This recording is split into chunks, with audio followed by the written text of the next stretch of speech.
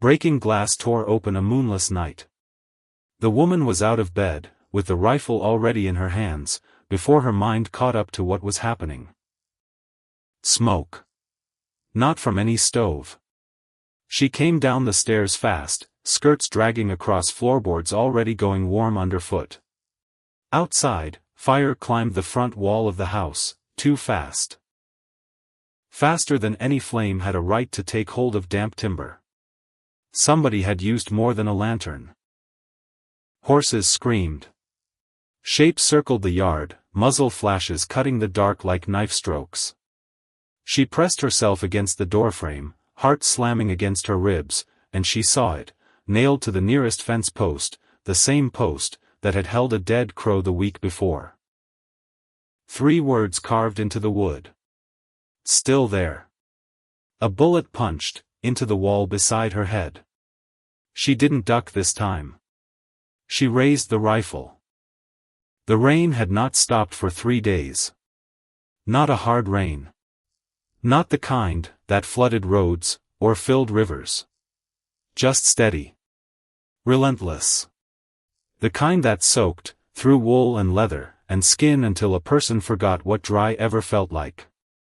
Odessa Kane walked into Ashen Ridge on the 4th day, when the rain finally quit, and the town looked at her the way towns look at trouble. Mud to her knees. Hair plastered flat against her skull.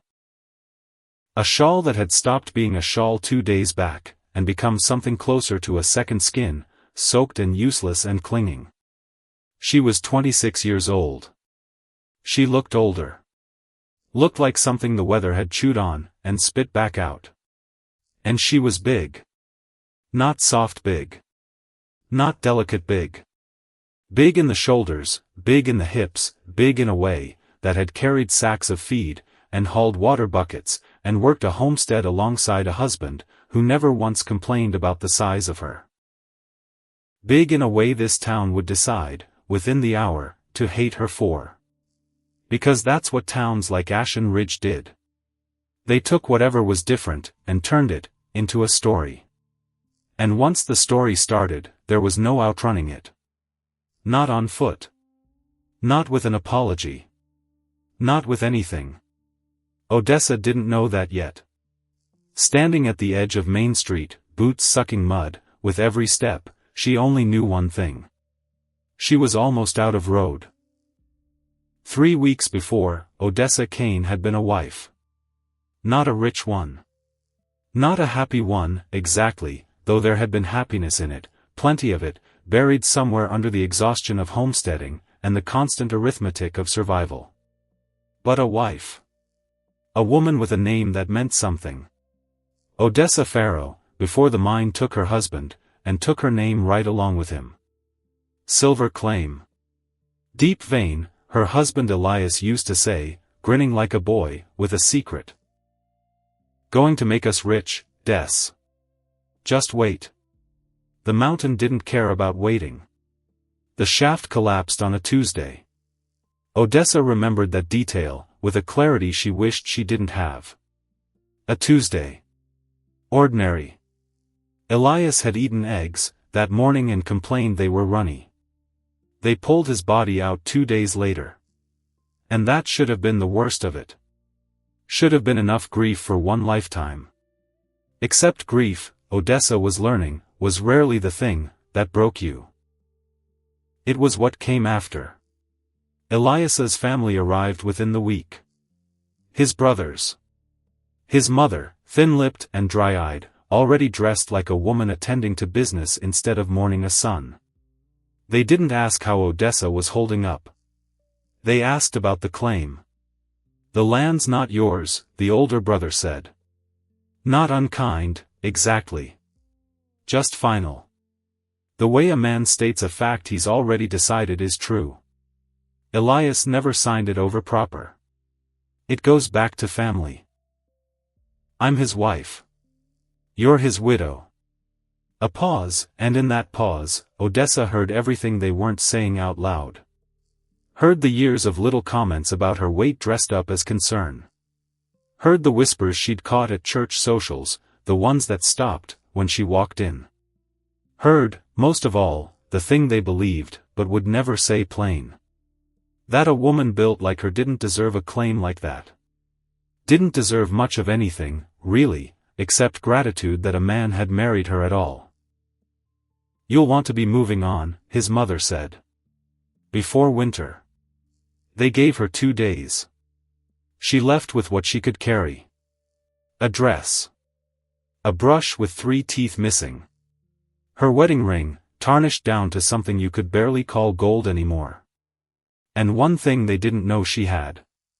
Folded small, sewn into the lining of her coat, where careful fingers had put it the night before they came. The original claim papers. Filed and signed, months before Elias died, in his own hand, naming her as co-owner.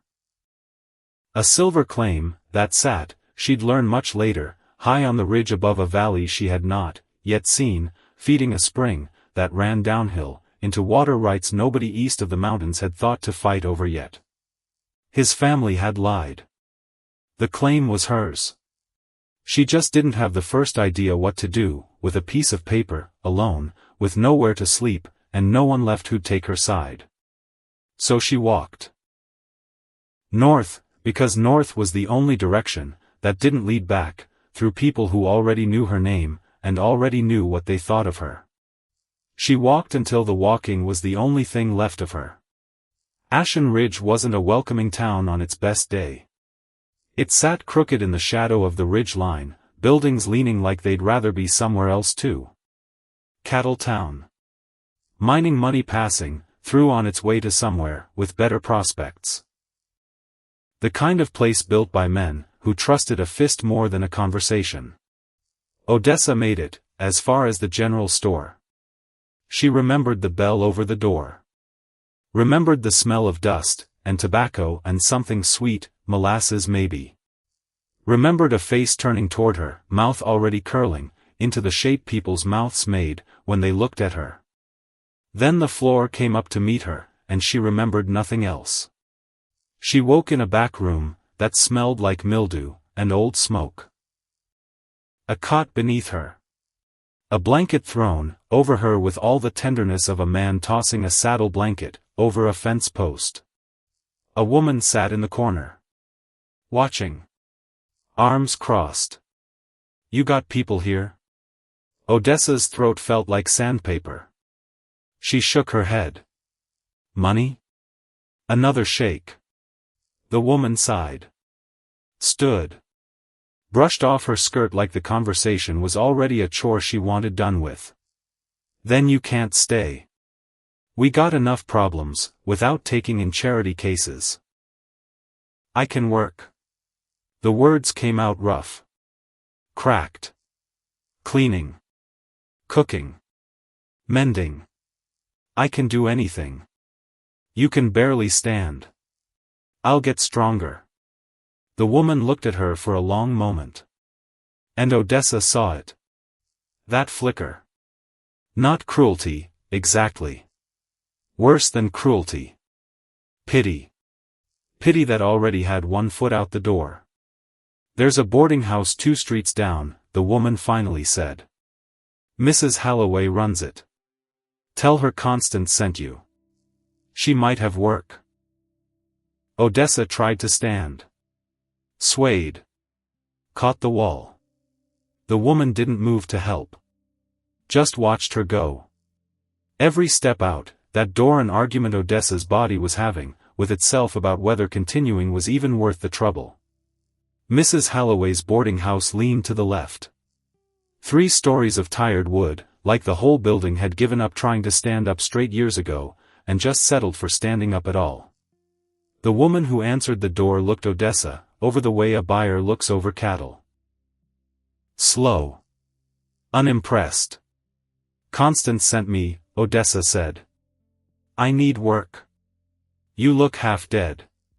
"I'm stronger than I look." "Everyone says that."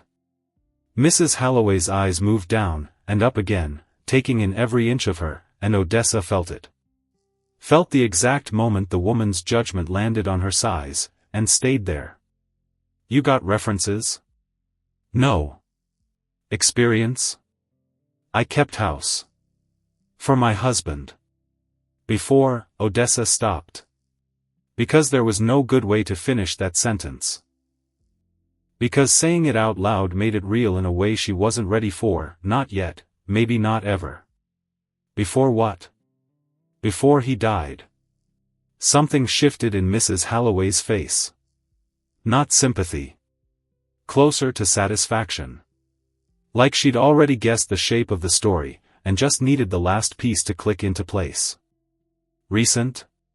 3 weeks. And you're already here, looking for work, instead of mourning proper.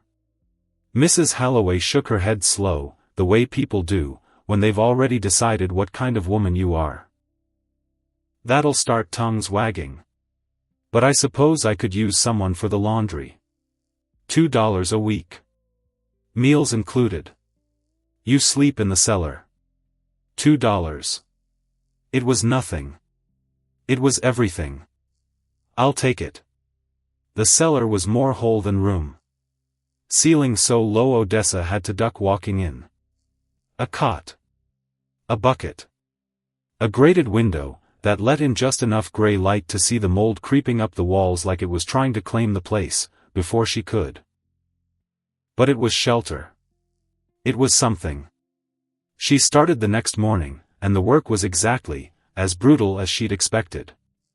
Mrs. Holloway ran the house for cattlemen and drifters, which meant laundry that never ended, sheets stained with things Odessa learned not to think about too hard, water hauled until her shoulders screamed, and her knuckles split, and bled into the wash water, turning it the faintest, saddest pink. The other girls who worked there kept their distance. Spoke to her only when they had to. Never held eye contact long enough for it to mean anything. By the end of the first week, Odessa understood why. The whispers had already started. She caught them in fragments, cut off whenever she walked into a room. The widow who showed up right before the Cutler herd went sick. The big one. You know what they say about women built like that. Bad luck follows them. Cursed. It didn't matter that none of it made sense. Didn't matter that a sick cow had infected the herd weeks before Odessa ever crossed into Ashen Ridge. Didn't matter that coincidence was just coincidence. In a town like this, truth was whatever story got there first. And the story had already decided 2 things about her. That she was cursed. And that a woman her size, alone, without a man, without money, was exactly the kind of person a town could take its frustrations out on, without anybody batting an eye. The first real trouble came on a Saturday night. Odessa was carrying a basket of clean laundry back from the creek, when 3 men blocked the path in front of her. She recognized one. Dalton Crane. Ranch hand who stayed at the boarding house sometimes, always drunk, always looking for someone smaller than his temper to bleed it onto. Well, well. Crane grinned. Too many teeth missing to make it look like anything but mean. If it isn't the big witch herself. Odessa tried to step around him. He moved with her. Stayed in her way. I'm just trying to get back to work, she said quietly. Hear that, boys? She's trying to work. Like she's normal folk. He leaned in close enough that she could smell the whiskey on him, sour and thick. My cousin lost half his cattle this month. You know anything about that? No. Funny. All this bad luck started right when you showed up. His eyes dropped, deliberate, insulting, taking the measure of her whole body the way a man sizes up a horse he's thinking about kicking. Big as you are, I'm surprised the ground don't just open up and swallow the whole town. The other men laughed. Odessa's jaw tightened. But she'd learned, in 3 weeks, exactly what happened to women who talked back. I don't want any trouble. Too late for that. He shoved her. Not hard enough to knock her flat. Hard enough to make her stumble, the basket tilting, clean sheets sliding, into the mud. One of the other men kicked the basket the rest of the way over. Odessa's hands clenched. She forced herself to stay calm. Bent to gather the sheets. Crane kicked dirt in her face. She coughed. Eyes watering. And that's when his boot caught her in the ribs. Not a full kick. A tap, really. The kind of casual cruelty men like Crane handed out for sport, the way another man might flick a coin at a beggar just to watch him scramble. Odessa went down. Lay there in the mud, tasting copper, listening to her own breath rasp in and out. That's where you belong, Crane said. In the dirt. Where big ugly things like you keep the rest of us company. They walked away laughing. Odessa lay there a long moment. Because getting up right then felt impossible. Because every part of her wanted to just stay down, let the mud take her the rest of the way, stop fighting the current for once. Except she didn't. She got up. Gathered the sheets. Carried them back, and washed them again in silence, while the other girls pretended not to see the mud on her face, and the new bruise already darkening along her jaw. Mrs. Halloway said nothing. Which meant she already knew. Which meant everyone already knew. Which meant it would happen again. It did. Over the next 2 weeks, it became routine. Tripped in the street. Pelted with stones by children who'd learned cruelty from somewhere and picked her as the practice target. Refused service at the butcher's. Someone poured spoiled milk over her clean laundry, and laughed about it loud enough for her to hear, from the next street over. Odessa stopped fighting back. Stopped responding at all. Just worked, and endured, and tried to fold herself smaller than she was, though there was no folding a body like hers small enough for this town to forgive. She thought about leaving. Thought about it every single night in that moldy cellar, counting the coins she had left, doing the math on how far she could get, before she starved. The math never worked. Ashen Ridge sat surrounded by hard country in every direction. No horse. No supplies. She'd die of exposure, or worse before she reached the next settlement. So she stayed. And endured. And waited for something, anything, to change. It changed on a sweltering afternoon in late summer. Cattle auction day. The biggest event on the Ashen Ridge calendar, the whole main street transformed into chaos, pens full of lowing cattle, men shouting bids over each other, whiskey passing hand to hand like currency. Odessa had been sent to deliver linens to the ranchers staying at the boarding house. Arms loaded, trying to move through the crowd without drawing eyes. She didn't see Crane until it was too late. Drunker than usual. Face red and mean, stumbling out of the saloon, with 2 friends trailing him like flies on something rotten. He saw her. His eyes lit up with opportunity. Look who it is. Loud enough for half the street to turn. The Ashen Ridge curse herself. Big as a barn door, and twice as much bad luck. People stopped. Watched. Odessa tried to keep walking. He stepped directly into her path. Where you going, witch? Off to heck some more cattle? Please. Her voice came out small. I'm just trying to work. You're trying to ruin this town, is what you're doing. He grabbed the linens from her arms. Threw them into the dirt. Everything you touch turns to rot. Ought to send you back wherever you came from before you eat the whole town alive. Odessa bent to pick them up. He kicked her hands away. Leave them. I need those. I said leave them. This time when he shoved her, he used real force. She went sprawling backward. Hit the ground hard enough to knock the air from her lungs, the whole street tilting sideways, ringing in her ears. Through the ringing, she heard fabric rustling. Dozens of people, turning to watch. Nobody moved to help. Crane stood over her, grinning. Stay down. Where you belong. And that's when Odessa felt it. That thing inside her, that had been bending, and bending, and bending, for weeks, for months, maybe for her whole life. That thing finally reached the end of what it could bend.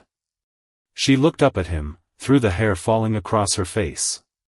Felt something other than fear for the first time, since she'd walked into this town. Felt rage. Clean. Simple. Sharp as a blade drawn from a sheath. Crane must have seen it, because his grin faltered. "You got something to say?" She opened her mouth. A voice cut through the street before she could answer. "That's enough." Every head turned. A man was walking toward them, through the crowd. Tall. Broad enough across the shoulders, that he looked like he'd been carved out of the mountains he'd clearly spent his life in. Dressed rough. Buckskin over wool, boots caked in trail dust, a wide-brimmed hat pulled low enough, that his eyes stayed in shadow, until he was close. Odessa didn't know him. Everyone else did. Because the crowd stepped back. Made room without being asked. Crane straightened up, though some of the swagger had already leaked out of him. "This ain't your business, Roark. You're making a scene at my auction." The man's voice was quiet. Almost conversational. And somehow that made it worse. Made the hair on Odessa's arms stand up. "That makes it my business. She's cursed. Everyone knows it. She's on the ground. In front of 100 people. And you're standing over her like you're proud of yourself." Crane's face went red. "She's twice the size of any decent. She's half your size, and you still felt the need to put her in the dirt." Roark stopped a few feet away, looking down at Crane, with an expression carved from stone. "That how you feel? Proud?" Crane looked around. Realized he'd lost the room. Tried to laugh it off. "Come on, Roark. Everyone knows what she is." "Just what?" Just proving you're a man by beating on someone who can't fight back." Roark took another step. "That what your daddy taught you? I got every right. This is my auction week. And my rules say you don't hit a woman where I can see it. Ever." Roark's hand rested near his belt. Not on the revolver. Close enough that the threat sat there anyway, plain as daylight. The crowd had turned from audience to something closer to a jury. "Apologize." "What?" "You heard me." The words came out like a whip crack. "Apologize to the lady." Crane's jaw worked. No sound came out. For a long moment, Odessa thought he might do something stupid. Might reach for whatever courage the whiskey had left him. But whatever that courage was, it wasn't enough to stand up against Gideon Roark. "Sorry." Mumbled. Not looking at her. Louder. "I said I'm sorry. Get out of my sight." Crane practically ran. His friends followed. The crowd began to disperse, the show finished, the ordinary business of the day pulling everyone's attention back to cattle and bids. And then it was just Odessa on the ground, and Roark standing over her, an expression on his face she couldn't read at all. He held out his hand. Odessa stared at it. In her experience, when a man offered help, there was always a price hiding behind it. Always something he wanted back.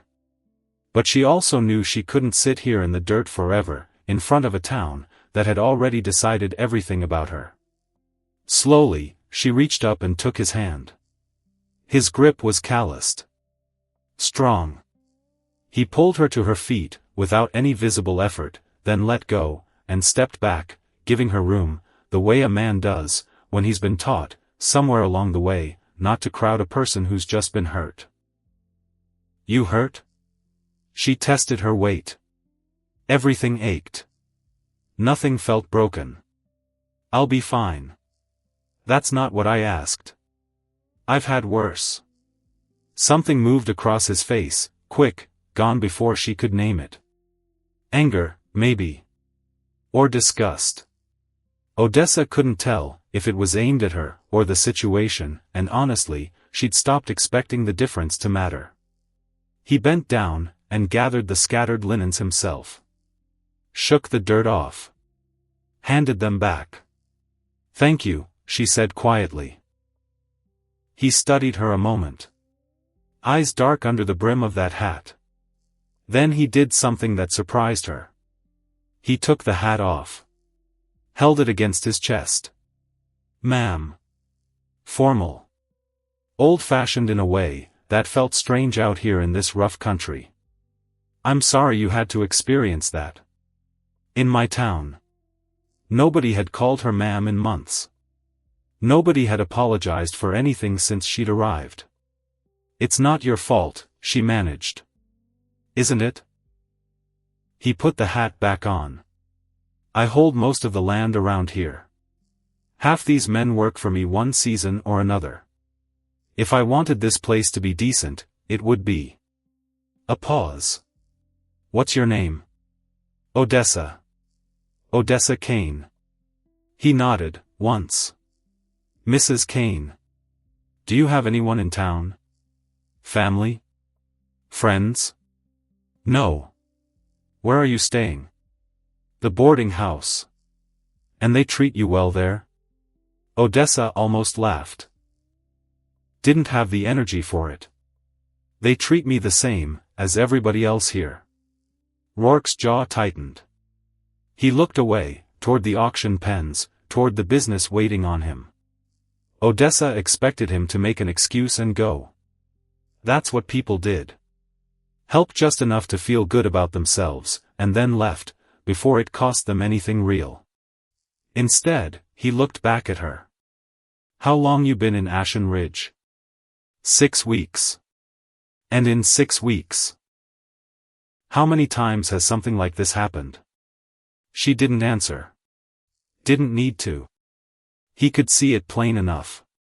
The bruises at different stages of healing. The way she held herself, like a woman waiting for the next blow, before the last one had even finished landing. "Right." Roark said it soft. Then, louder. "Mrs. Kane, I'm going to ask you something. And I want you to know you can say no. I'll respect it either way. But I'm asking anyway. Because I think we might be able to help each other." Odessa's chest went tight. Here it comes, she thought. The price. The payment. Whatever it is men like him really wanted, when they played rescuer. "I'm listening," she said carefully. "I need a wife." Of all the things she'd braced herself for, that wasn't one of them. She actually stepped back. Sure she'd misheard. "What?" "I need a wife." He said it plain. Calm as weather report. Not for anything improper. "I've got a homestead. Good land, high up, but isolated. 3 hours out by horse, hard country most of the way. Had a woman helping keep the place before, but she left. Said it was too lonely." He paused. "Truth is, it's dangerous too. I've got enemies, from a life I used to live. Men who wouldn't mind seeing me fail, or worse. A wife would give me someone I trust running the house, while I'm out working the far pastures. Someone the men respect. That's worth more than you'd think, out where I live." Odessa's mind was reeling. "You don't even know me. I know you survived 6 weeks in this town, as a target, and you're still standing here talking to me instead of running. I know you just took a beating in front of half the county, and got back up, without a sound. I know Holloway doesn't keep lazy help, so you must work harder than most." He met her eyes. "And I know you've got nowhere else to go." That last part hit like a fist. Because it was true.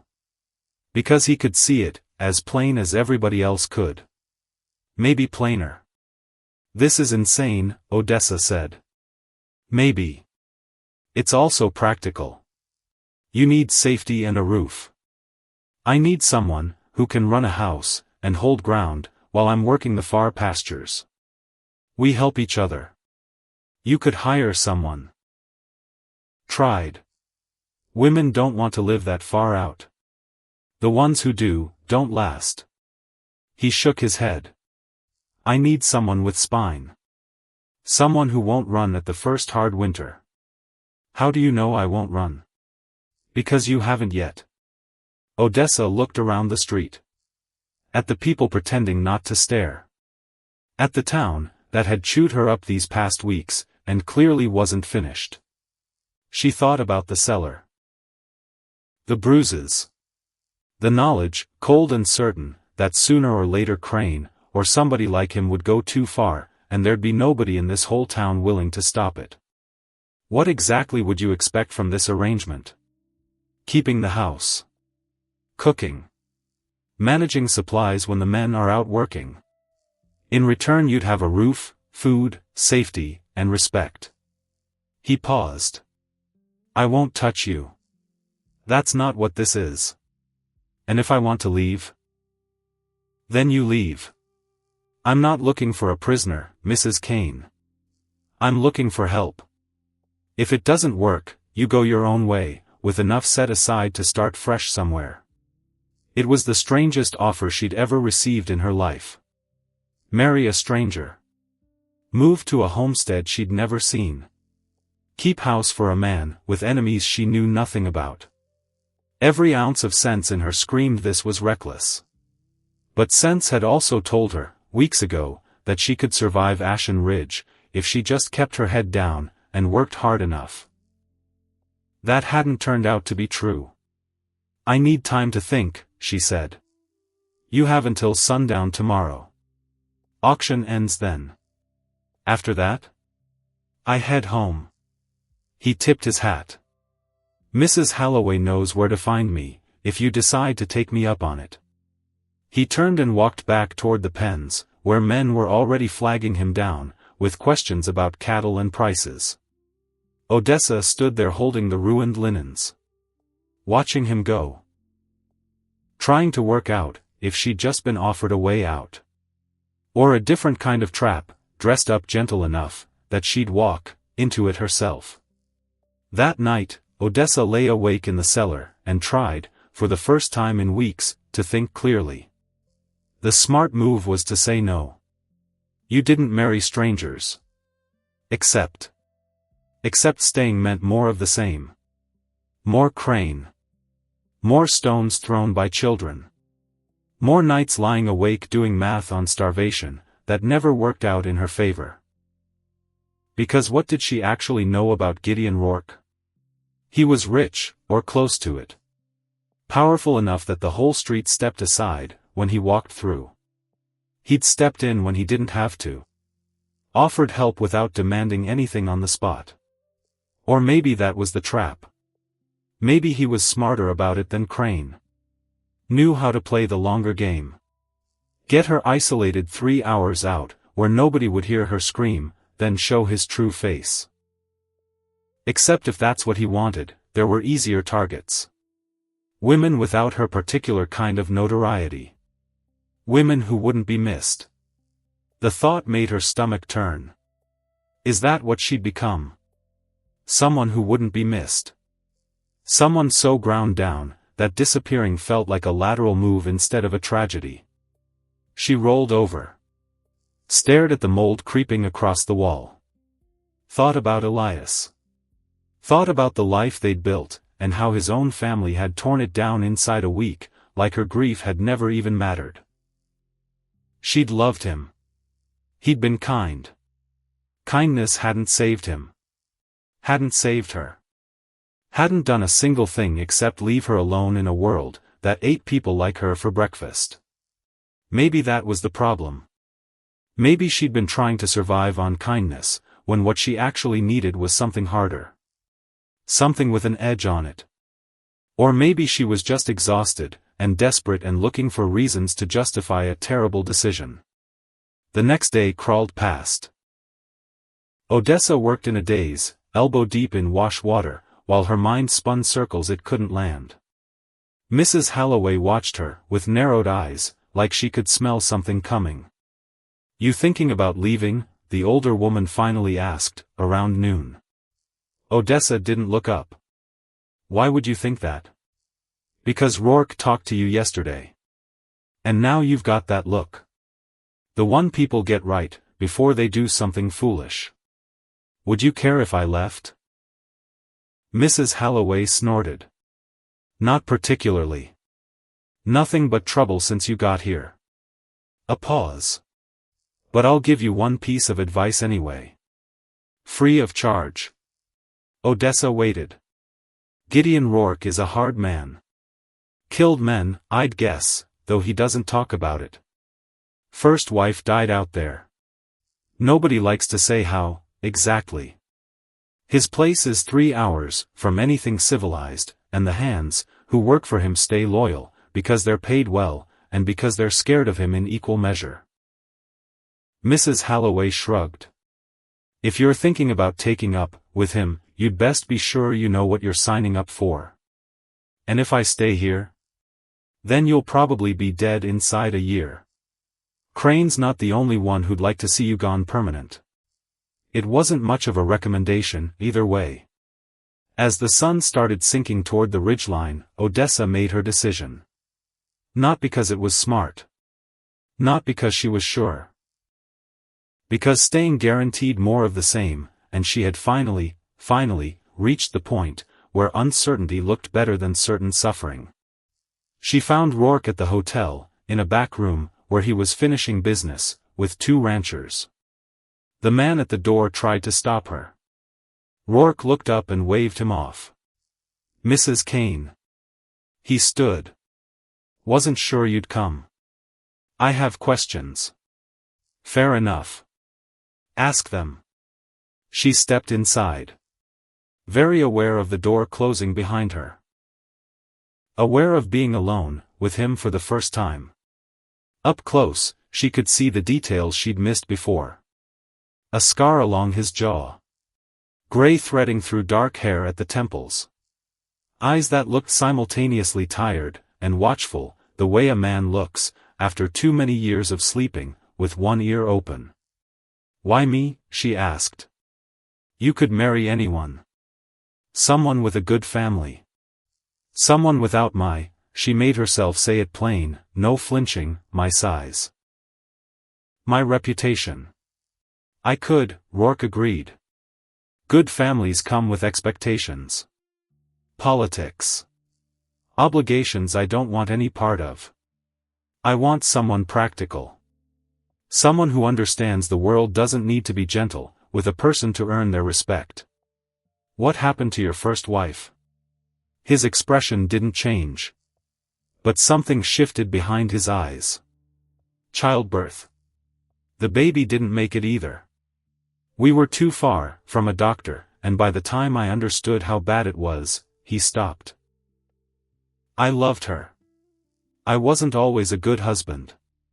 Her death is on me, for bringing her out that far." The honesty of it caught Odessa off guard. She'd expected excuses. Deflection. Not this. "And you want to bring another woman out there?" "No. I want to be honest about what that life is. I want someone who chooses it, with her eyes open, instead of romantic notions about ranch living." He met her gaze. "You've been ground down by this town. I've been ground down by guilt. Maybe we're both broken enough to be practical with each other." It wasn't a love story. It wasn't even particularly hopeful. But it was honest, and honesty was something Odessa had precious little of, lately. "If I say yes," she said slowly, "and it turns out you're lying. That you want something I'm not willing to give. Then you kill me," Roark said simply. "I'll teach you to shoot. Teach you the land. If I cross a line, you put a bullet in me, and ride for the county seat. Tell the sheriff I attacked you. Half the territory would throw a party at my funeral." Odessa stared at him. "You're serious?" "Completely. I'm not a good man, Mrs. Kane. But I keep my word. If I say I won't touch you, I won't. And if I'm lying, he shrugged, then you do what you have to do to survive. That's all any of us can do. It was the most pragmatic, least romantic proposal imaginable. Somehow, that made it more believable than any flowery promise ever could have. All right, Odessa said. I'll do it. Roark nodded, once, like they'd just closed a business deal. Which, in most every way, that mattered, they had. They married at dawn. A traveling preacher, who asked no questions, and cared even less, performed the ceremony in under 10 minutes. Odessa wore the same dress she'd been wearing for weeks, torn at the hem no matter how many times she'd tried to mend it. Roark wore black. The only witnesses were the hotel clerk, and a dog asleep in the corner, that never once opened its eyes. Do you take this man? I do. Do you take this woman? I do. Then by the authority vested in me, I pronounce you man and wife. That'll be $5. Roark paid. They walked out into the pale morning light. A wagon already loaded, 2 horses tied behind. Odessa's belongings, what little survived the walk to Ashen Ridge, took up less space in the wagon bed than a single sack of flour. Ready? She looked back at the town one last time. Mostly asleep. Nobody paid the wagon any attention. Why would they? The curse was finally leaving. Yes, Odessa said. I'm ready. They rode west, as the sun cleared the ridgeline, into country Odessa had never seen. The land grew rougher fast. Gentle slopes near town gave way to rock, to dry creek beds cutting through the earth like old scars. The heat built, as they climbed, and Odessa pulled her shawl over her head, sweating under wool that had been soaked with rain only days before. Roark drove in silence. Not an uncomfortable silence. Just quiet. 2 people adjusting to a strange new reality side by side. Odessa studied him, when she thought he wasn't looking. Trying to work out who this man actually was. Trying to decide if she'd found a way out, or just walked herself into a slower kind of trouble. After hours, they stopped to rest the horses. Roark handed her a canteen without comment. Water warm but clean. How much further? Another hour to the canyon rim. Then we drop down. Places in the valley below. You have hands?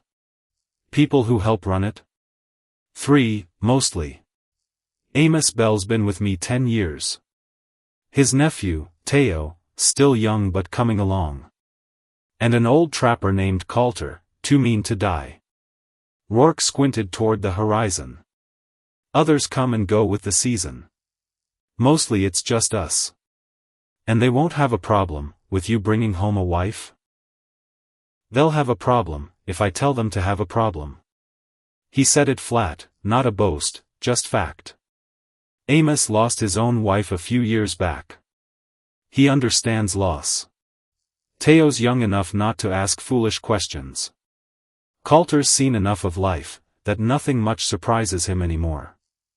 They rode on. The landscape grew more dramatic with every mile. Walls of red stone rising on either side, the trail narrowing to something that looked more like a goat path than a road. Odessa's hands gripped the wagon seat, as they took switchbacks that dropped into nothing at the edges. Then they crested a rise, and she saw it. The valley spread below like something out of a painting nobody back east would believe was real. A green basin cut between canyon walls. A river catching the light, through the center of it. Buildings clustered at the far end, too distant to make out clearly, but solid. Real. Cattle scattered across the grassland, and beyond it all, mountains rising blue, into the far distance. It was beautiful. It was isolated in a way that made her chest tighten. Welcome home, Roark said. They descended slow, the wagon creaking and complaining on the steep grade.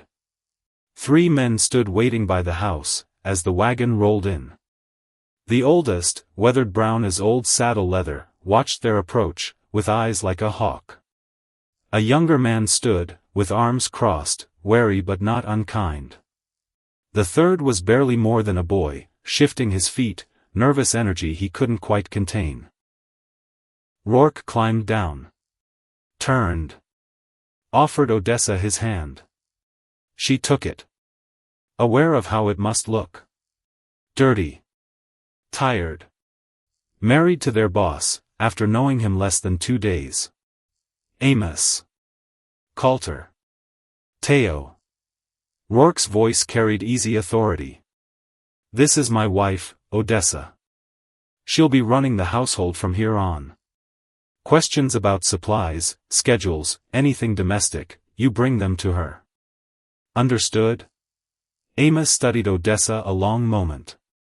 Then nodded, slow. Welcome, ma'am. Thank you, Odessa managed.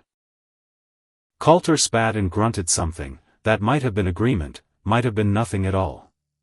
Teo just stared, wide-eyed, until his uncle elbowed him, and he found something urgent to do, with the horses. Help us unload, Roark said. Then give us some space. Long ride. The men moved to obey, and Odessa found herself standing in front of a house, that was, apparently, hers now. Married to a man she'd known for 2 days. In a valley, so isolated she couldn't see the way back out, from where she stood. Roark touched her elbow, gentle. I'll show you around. Then you can rest. We'll figure the rest out as we go.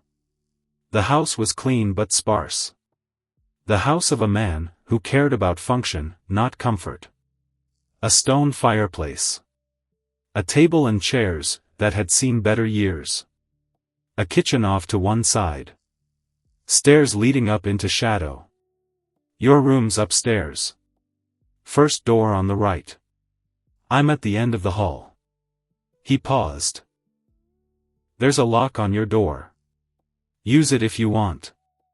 I won't take it personal. Odessa set her bag down. Looked around at all of it. At the strange house. This hard land.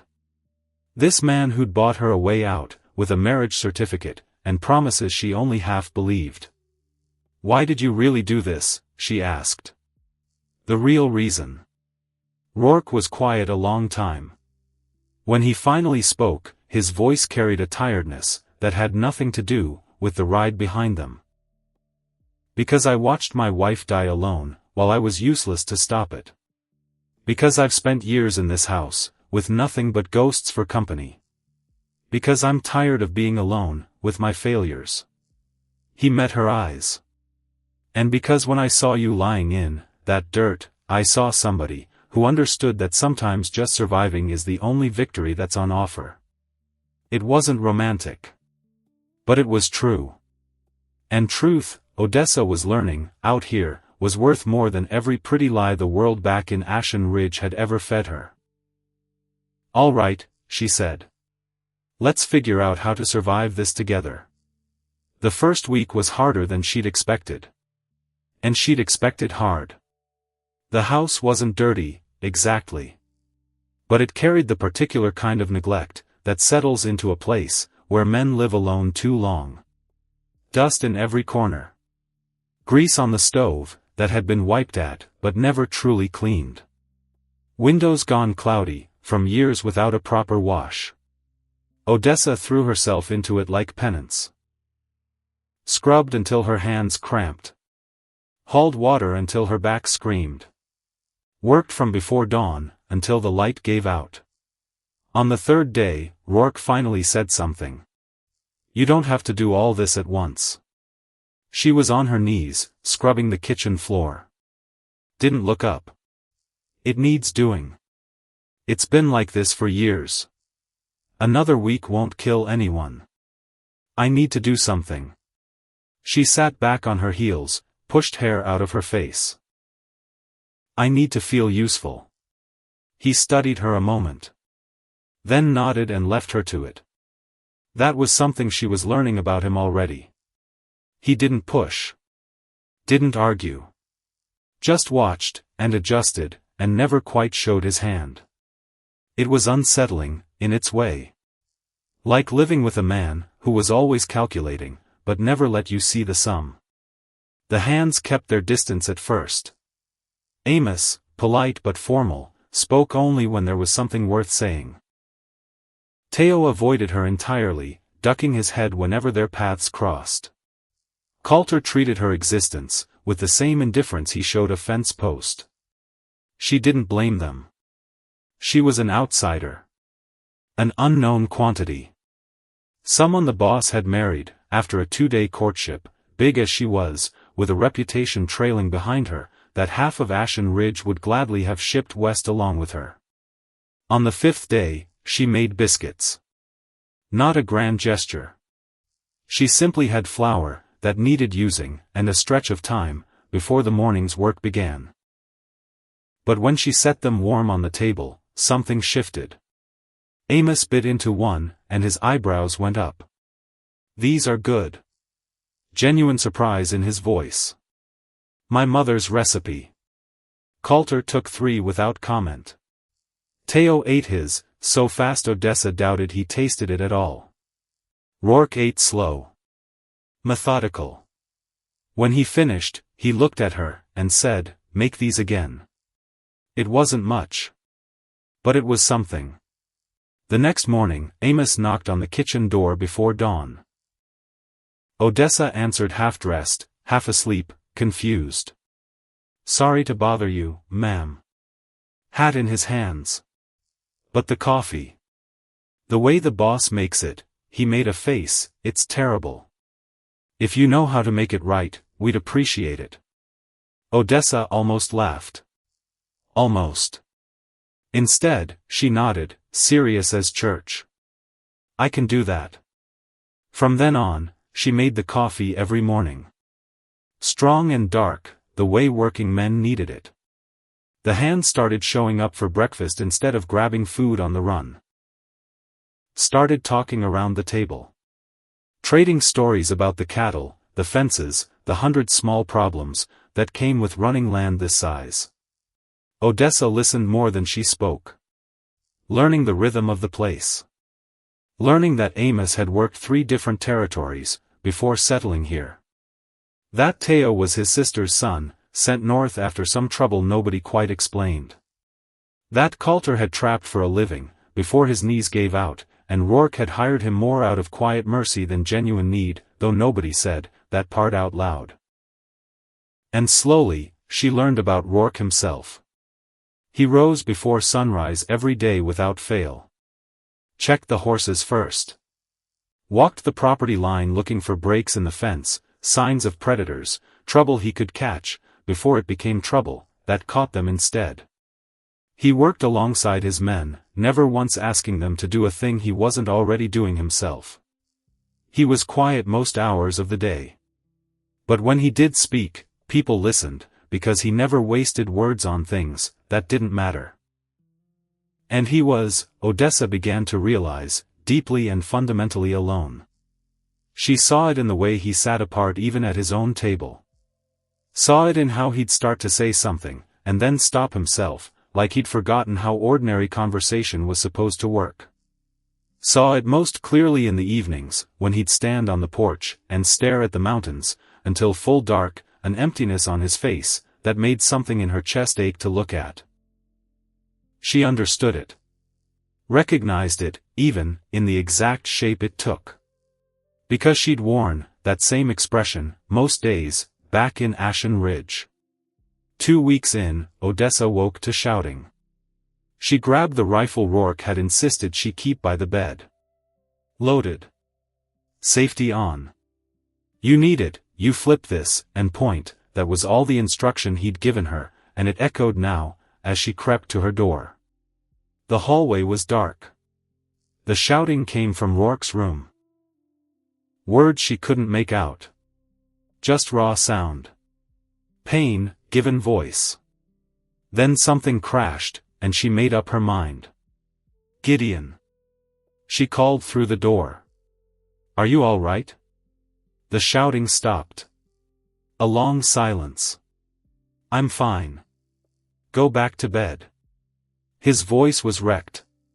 Not fine. Not close to it. You're not fine. Can I come in? No. I'm coming in anyway. She opened the door.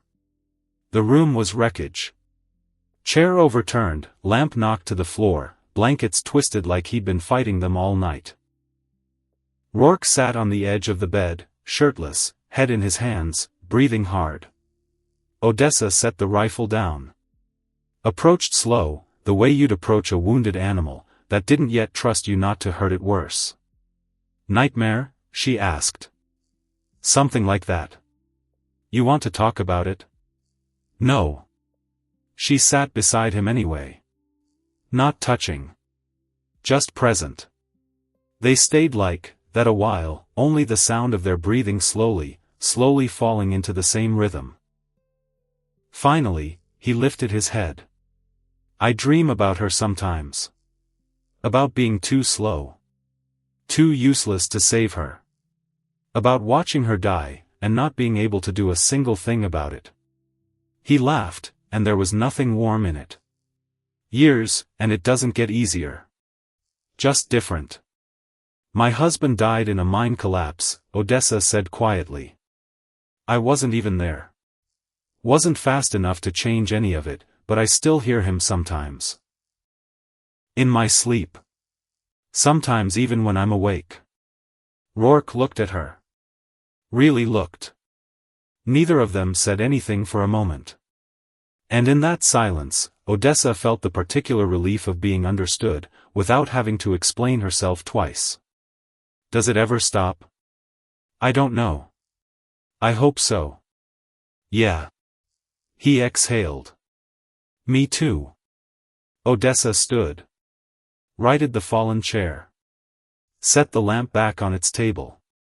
You should try to sleep. Morning comes early out here. Odessa. She turned. He was still sitting there, looking lost in a way she'd never once seen on him.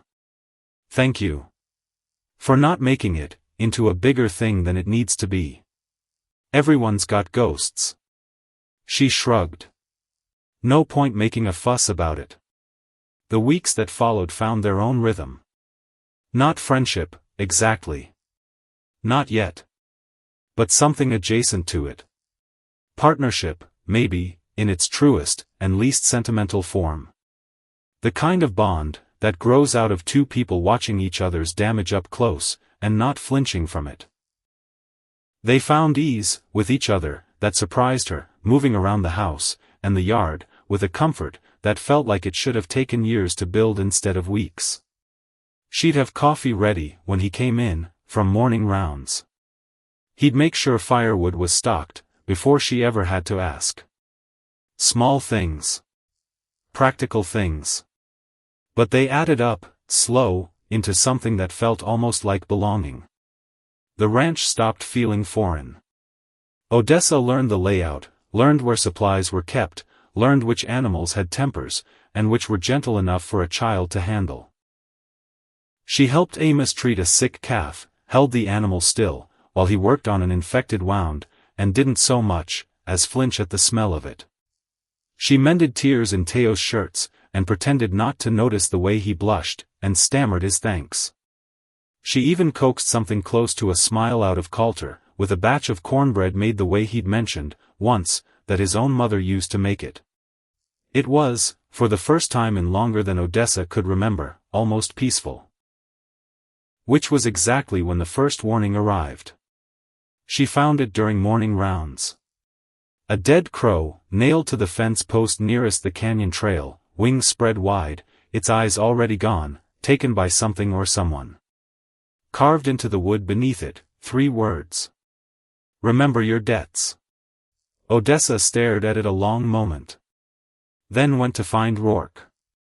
He was in the barn, checking tack. She described what she'd found, no preamble, no softening it. His expression went hard, and flat, all at once, like a door slamming shut on something he'd hoped he'd left behind for good. Show me. They walked to the fence in silence. Roark studied the crow. The message. The way the trail beyond it showed tracks, recent, deliberate, a man who wanted to be noticed. He pulled the crow down. Threw it into the brush. Who did this? Odessa asked. Old business. His jaw was tight. People I thought had forgotten about me. What kind of business? He was quiet long enough that Odessa thought he might not answer at all. Then, finally. I wasn't always a rancher. The story came out in pieces. The way hard things always do. He'd run with a crew out of a mining town 2 territories east, years back, before Cragmore Canyon, before any of this. Not honest work. Money moved through wrong hands, into his pocket, and for while that had felt like enough. Until it wasn't. A job went bad. Federal marshals waiting where they shouldn't have been. Men died in that canyon that day, men who trusted Gideon to have their backs, and he'd walked away breathing, while they hadn't. Except walking away wasn't the same as getting away clean. Because the man who ran that crew survived too. Jonah Vane. And Vane had believed for years now, apparently, patient as rot, that Gideon owed him. Owed him for the men who died. Owed him for the years Vane spent paying for a job Gideon had warned him not to take. He's coming, Gideon said. Flat. Final. Like whether he'd already accepted. How do you know? Because that's not a stray crow, Odessa. That's a calling card. She stood there in the thin morning light. Trying to fit this new piece into the man she'd married 3 weeks back. And failing. That night, Odessa lay awake counting everything she didn't know about Gideon Roark. Which turned out to be most things. She knew his hands. Calloused, steady, the kind that gentled a spooked horse, without a word.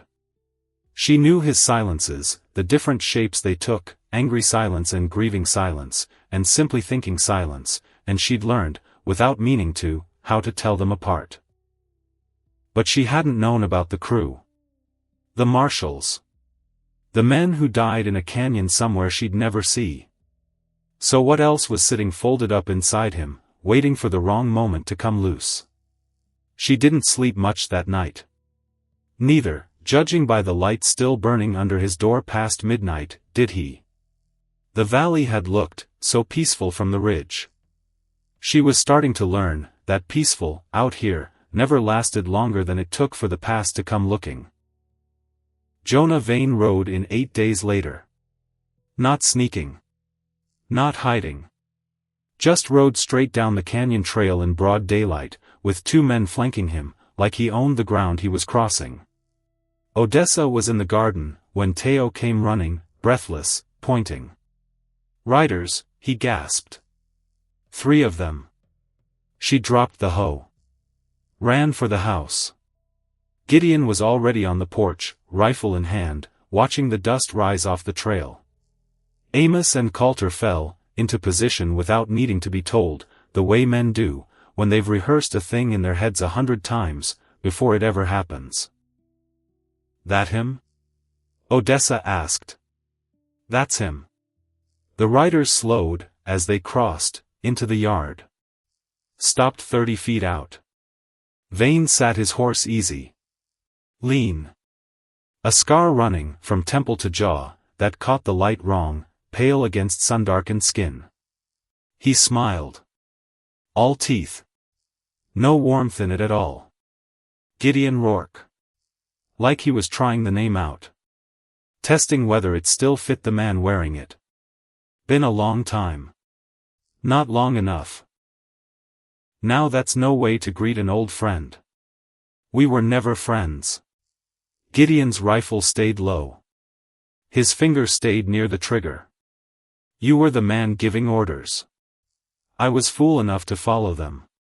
Then you got men killed, and I got smart. That's your version. Vane's horse shifted under him, restless. My version has you running, while good men died covering your escape. My version's the true one.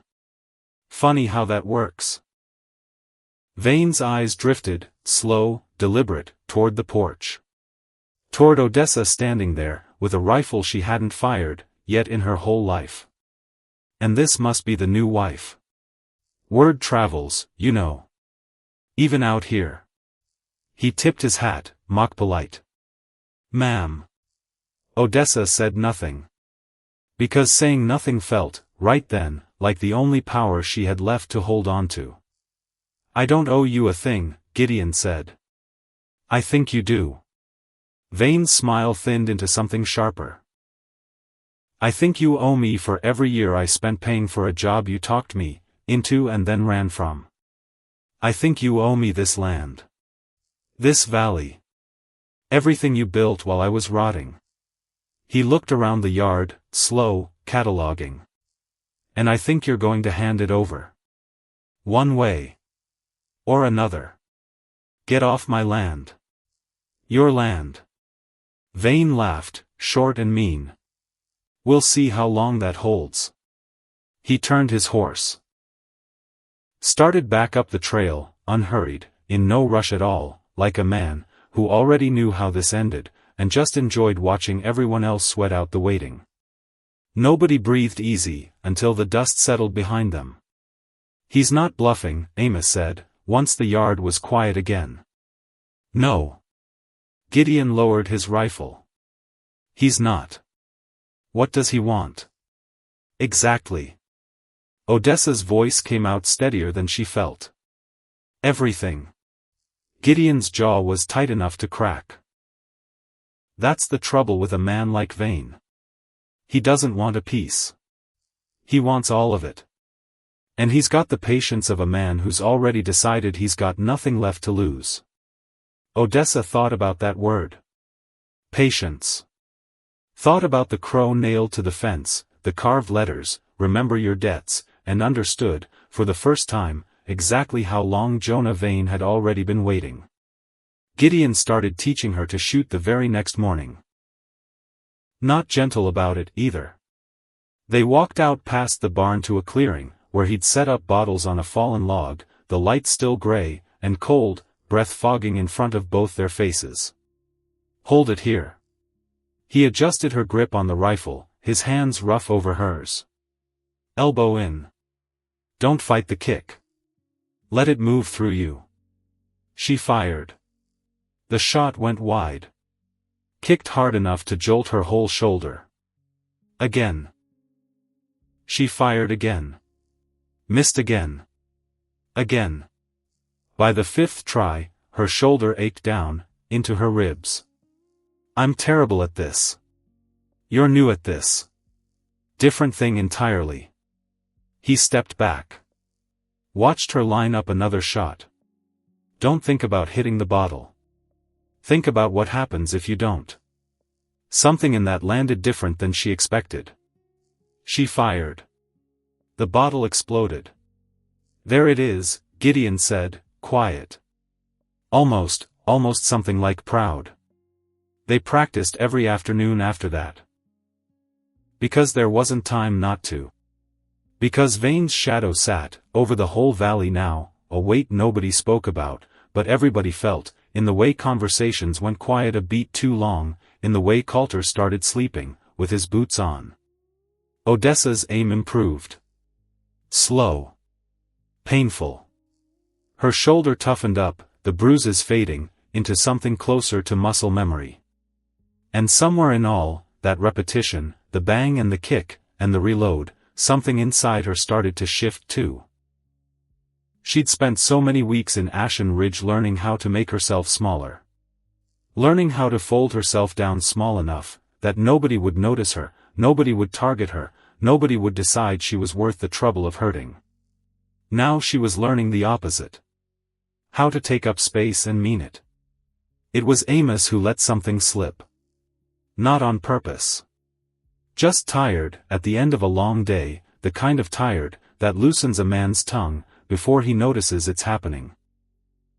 They were sitting on the porch, the two of them, shelling beans for supper, while Gideon and Teo worked the far fence line. Lucky thing, Amos said, half to himself. The boss finding you when he did. Lawyer he'd hired down in the county seat had been telling him for near a year to find himself a wife, before the land board came sniffing. Boss kept putting it off. Said he wasn't going to marry just to fill out paperwork proper. Then Ashen Ridge happened, and I suppose he figured he'd found a reason worth the trouble. Odessa's hands went still over the bean basket. A lawyer. Telling him for a year. That's what I understood, ma'am. Amos glanced up. Saw something change in her face, and seemed to realize, a beat too late, that he'd walked somewhere he shouldn't have. Didn't mean nothing by it. Just saying it was good timing, is all. He never mentioned a lawyer. No, Amos said slowly. I don't suppose he would have. She found Gideon by the barn that evening. Rubbing down his horse, slow, methodical strokes, the kind of chore a man does, when his hands need something to occupy them, so his mind can wander somewhere it shouldn't. You had a lawyer telling you to find a wife, Odessa said. For a year. Before you ever met me. He didn't stop brushing. Not right away. That's true. You let me believe I was the reason you decided. That day in the street. That I was some kind of, she searched for the word, found it, hated it, said it anyway, accident. A coincidence you happened to run into. You were. He set the brush down. Turned. The lawyer's been saying it a year. I ignored him every single time. Wasn't going to marry a stranger just because a piece of paper said I should. Then I saw you on the ground in that street and something in me decided the timing wasn't a coincidence at all. That doesn't mean I planned you, Odessa. It means I'd been running from a decision, and you gave me a reason to stop running from it. That's a fine way to put it. It's the true way to put it. Odessa stood there. Feeling something crack open in her chest, that she'd been holding shut, careful, ever since Ashen Ridge. Because she'd started to believe this was different. Started to believe he was different. And maybe he was. Except believing that had left her open in a way she hadn't let herself be open in a long, long time, and finding out there was a lawyer, a year, a decision he'd been circling, before her boots ever touched his valley, made her feel like a piece moved into place on a board she hadn't known she was playing on. I need air, she said. She walked away before he could answer. He didn't follow. Which, some small furious part of her noted, was probably the smartest thing he could have done. She didn't speak to him for 3 days. Not out of spite, exactly. More like she needed the silence to figure out what she actually felt, underneath the anger, underneath the hurt pride. She kept cooking. Kept the coffee strong the way the men liked it. Kept doing every single task that had become hers, without anyone ever formally asking. But she stopped meeting his eyes across the table. On the third night, a wildfire changed all of that. It started somewhere up on the ridge, likely lightning from a dry storm that had rolled through without dropping a drop of rain, the cruelest kind of storm this country ever produced. By the time Coulter spotted the orange glow against the dark sky, it had already crested down into the high pasture, where half the herd was grazing. Fire. His voice cracked across the yard. Fire on the ridge. Everyone moved at once. Gideon was already pulling on boots. Get the horses. We need to move the herd down, before the wind turns. Which way's it running? Amos, already saddling. West. Toward the fence line. Gideon's jaw was set hard. If it jumps the creek, it's on the barn inside the hour.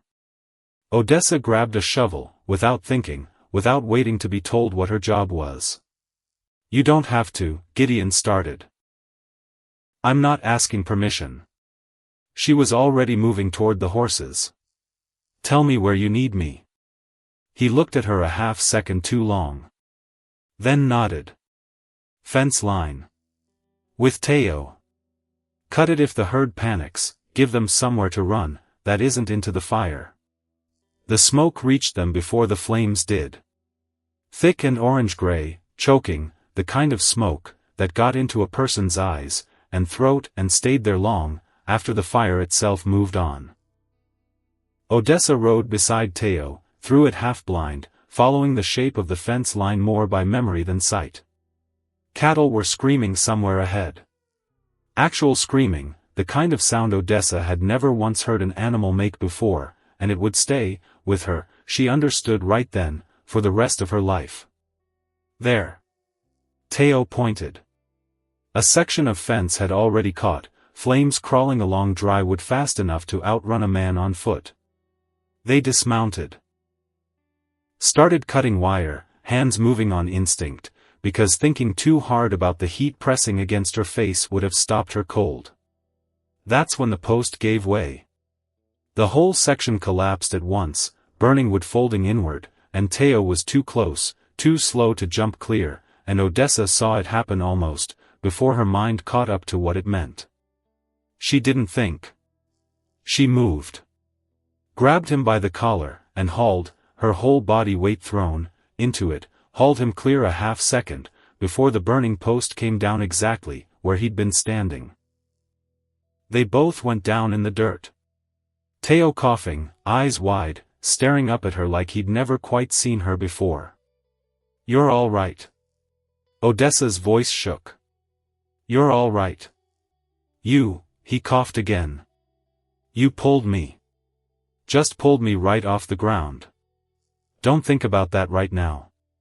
Get up. We've got fence to finish." They cut the rest of the line together, working fast, working scared, and the herd finally broke through toward the creek, where the fire couldn't follow. By the time Gideon found them, soot-blackened and shaking, the worst of the danger had already passed. He looked at Teo. Then at Odessa. "What happened?" "She saved me." Teo's voice cracked, exhaustion and something like awe tangled together. "Post came down right where I was standing, and she just pulled me clear. Like it was nothing." Gideon's eyes moved over Odessa, slow, taking in the soot on her face, the torn sleeve, the way her hands were still trembling from the adrenaline that hadn't finished draining out of her yet. "Like it was nothing," he repeated, quiet. Neither of them said a word about the 3 days of silence between them. They didn't need to. Something in the way he looked at her right then said it plain enough. They lost 11 head of cattle to the fire that night. Could have lost far more. Could have lost Teo, if things had gone even a half-second differently. Sitting on the porch afterward, wrapped in a blanket someone had thrown over her shoulders, Odessa watched the last of the smoke drift up against the stars, and let herself finally shake. Gideon sat down beside her. Didn't say anything at first. "I should have told you about the lawyer," he finally said. "From the start." "Yes." Odessa's voice was hoarse from smoke. "You should have. I was afraid, if I told you everything up front, all of it, the timing, the year I spent avoiding the decision, you'd think I picked you off a list. That you weren't a person to me. Just a solution to a problem I'd been putting off." He looked out at the dark ridge, still glowing faint orange in patches, where the fire hadn't fully died. "That's not what happened. But I understand why it looked that way. That's not an apology." "No." He met her eyes. "It's not. I'm not good at those. But I mean it, as one, best I know how." Odessa studied him. The soot on his face, same as hers. The tiredness in his eyes, that went deeper than one long night of firefighting could explain. "Don't lie to me again," she said. "Not even the small ones. Not even the ones you think are protecting me." "I won't." "You'd better mean that." "I do." They sat there a while longer, the smoke slowly clearing, the stars coming back one by one overhead. It wasn't forgiveness yet. But it was a start. 2 weeks passed quiet. Or quiet enough. The herd recovered, the fence got rebuilt, and something between Odessa and Gideon settled into a fragile new kind of trust. Not blind trust. Earned, careful, the kind that gets tested every single day, and has to be re-earned each time. Then the cattle started dying different. Not fire this time. Something worse. Odessa found the first one during morning rounds, a heifer torn open along the throat, more meat left behind than taken, like whatever killed it hadn't been hungry at all. Like it had done it for something closer to sport. Mountain lion, Coulter said, crouching over the carcass, studying tracks pressed deep into the mud nearby. Big one too. Look at the spread on these prints. Wolves don't do this, Amos added, quiet. Wolves kill to eat. This. He didn't finish the sentence. Didn't need to. Over the next week, they lost 3 more cattle. Different methods each time, like the animal was testing them, learning their patterns, adjusting. Teo started carrying his rifle everywhere, even to breakfast. Even Coulter, who usually treated danger with the same indifference he showed the weather, started glancing toward the tree line more than once an hour. This is not natural, Amos said one evening, voice low. It avoids the patrols. Takes the ones separated from the herd. It's thinking. Maybe it's rabid, Coulter offered. Rabid animals don't hunt smart, Gideon said. This one's smart. Odessa couldn't sleep that night. Kept hearing sounds that might have been wind. Might have been something else entirely. Finally, she gave up, dressed, went downstairs with her rifle. Gideon was already on the porch. You too, she said. Something feels wrong. Can't put my finger on why. They stood together in silence, listening. The night was too quiet. No insects. No small animals moving through the brush. Just stillness. And then, movement at the edge of the tree line. Something large and low to the ground, circling. Odessa raised her rifle. Gideon put a hand on her arm. Wait. Let it come closer.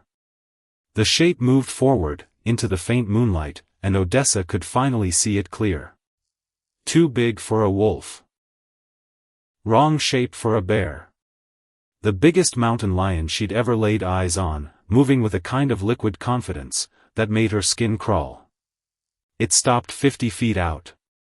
Yellow eyes catching the light, studying them the way a man studies a door he's deciding whether to break down. Take the shot, Gideon whispered. Odessa aimed. Steadied her breath the way he'd taught her. Fired.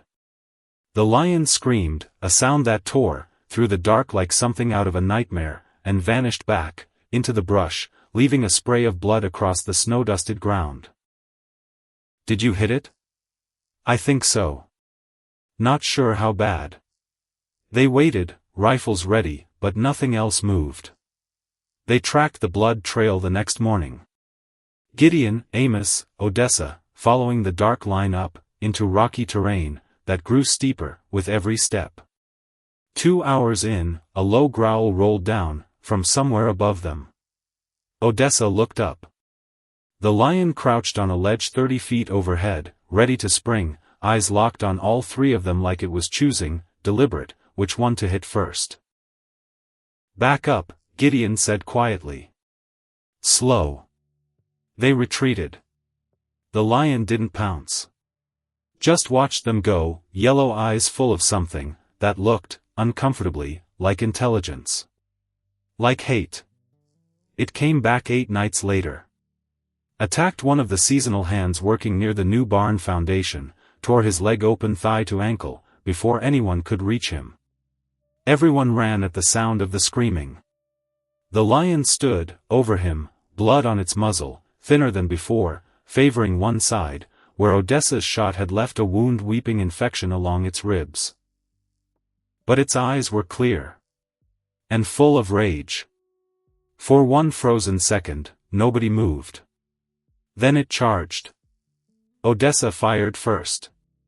Hit its shoulder, knocked it sideways, but it kept coming, straight at Gideon, who was reloading a half-second too slow. She didn't think. She threw herself between them. The lion hit her full force. 300 pounds of dying fury, and claws slamming into her, and she went down hard, the breath knocked clean out of her lungs, pain exploding through her ribs like something had shattered inside her. Its jaws closed on her arm. She felt the bone crack. Heard herself screaming, distant, like it was somebody else's voice doing the screaming. Through the red haze, she saw its face inches from hers. Smelled its breath, hot and rank, with death already coming for it. Then Gideon was there.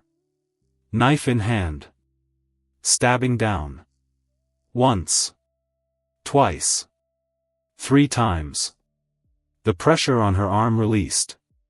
The lion made a sound like tearing metal, and collapsed sideways, finally still. Gideon rolled it off her. Dropped to his knees. Odessa. Odessa, look at me. She tried to focus. The world tilted, spun, wouldn't hold still.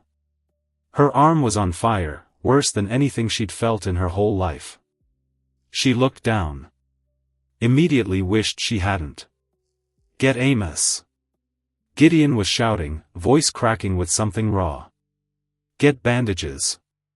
Move. Hands lifted her.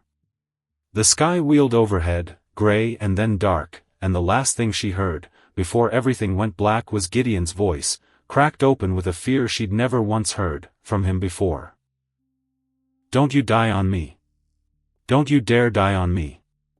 Pain brought her back. All-consuming, radiating out from her arm, through her whole body, and Odessa tried to move, and immediately regretted it. Someone held her still. Easy, Amos's voice. Easy, ma'am.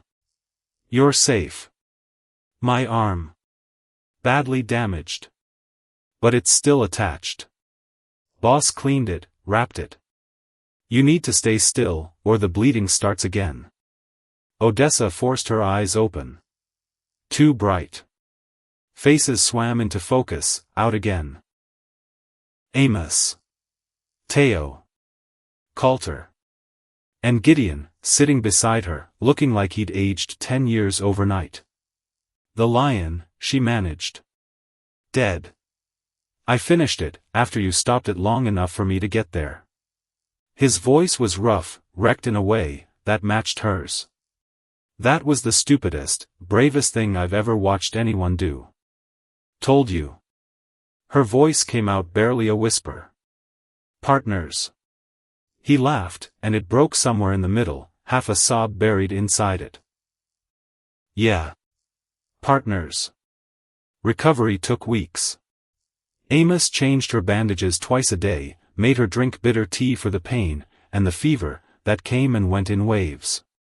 Odessa spent 3 days lost in dreams, where the lion was still alive, still hunting her, through endless white country, that never once let her wake up. When the fever finally broke, she found Gideon asleep in the chair beside her bed. Beard grown out. Clothes rumpled. Still holding her good hand, like he hadn't let go the entire time. Gideon. He jerked awake.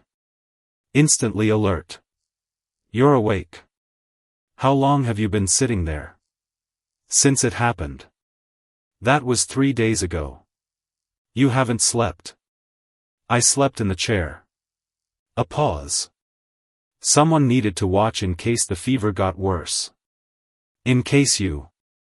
He didn't finish. Didn't have to. I'm not going anywhere, Odessa said.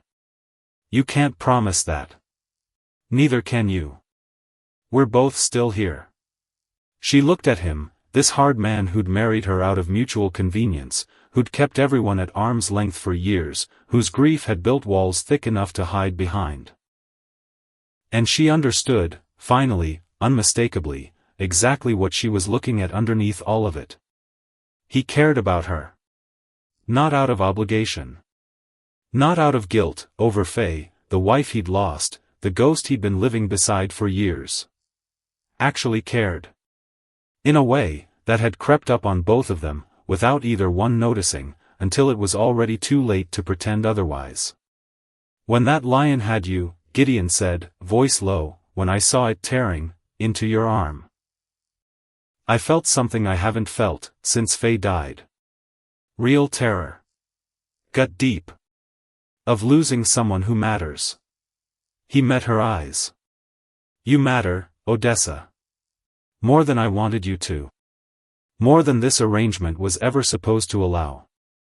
"I care about you too," she admitted. "I tried not to. Tried real hard not to. But you're a difficult man not to care about, once a person gets past the walls. I'm broken goods. So am I." She managed something close to a smile. "Maybe that's exactly why this works." He leaned down. Kissed her forehead, gentle, careful, nothing like romance in the traditional sense, but everything like a promise underneath it. "Rest," he said. "We'll figure out what this means later." Winter deepened into spring, and Odessa's arm healed slow, the muscle knitting back together in ways that ached worse, some days, than the original wound had. She forced herself to exercise it anyway. Practiced with the rifle even when her grip shook. On a clear afternoon 2 months after the attack, Gideon watched her, from the porch, as she missed more shots than she hit.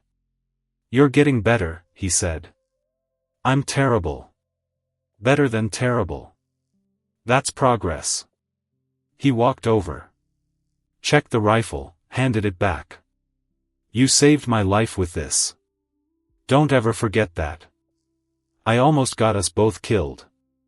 You saw something you couldn't let happen. And you acted." He touched her shoulder. "That's not weakness, Odessa. That's the strongest thing I've ever seen anyone do." She felt tears prick at her eyes.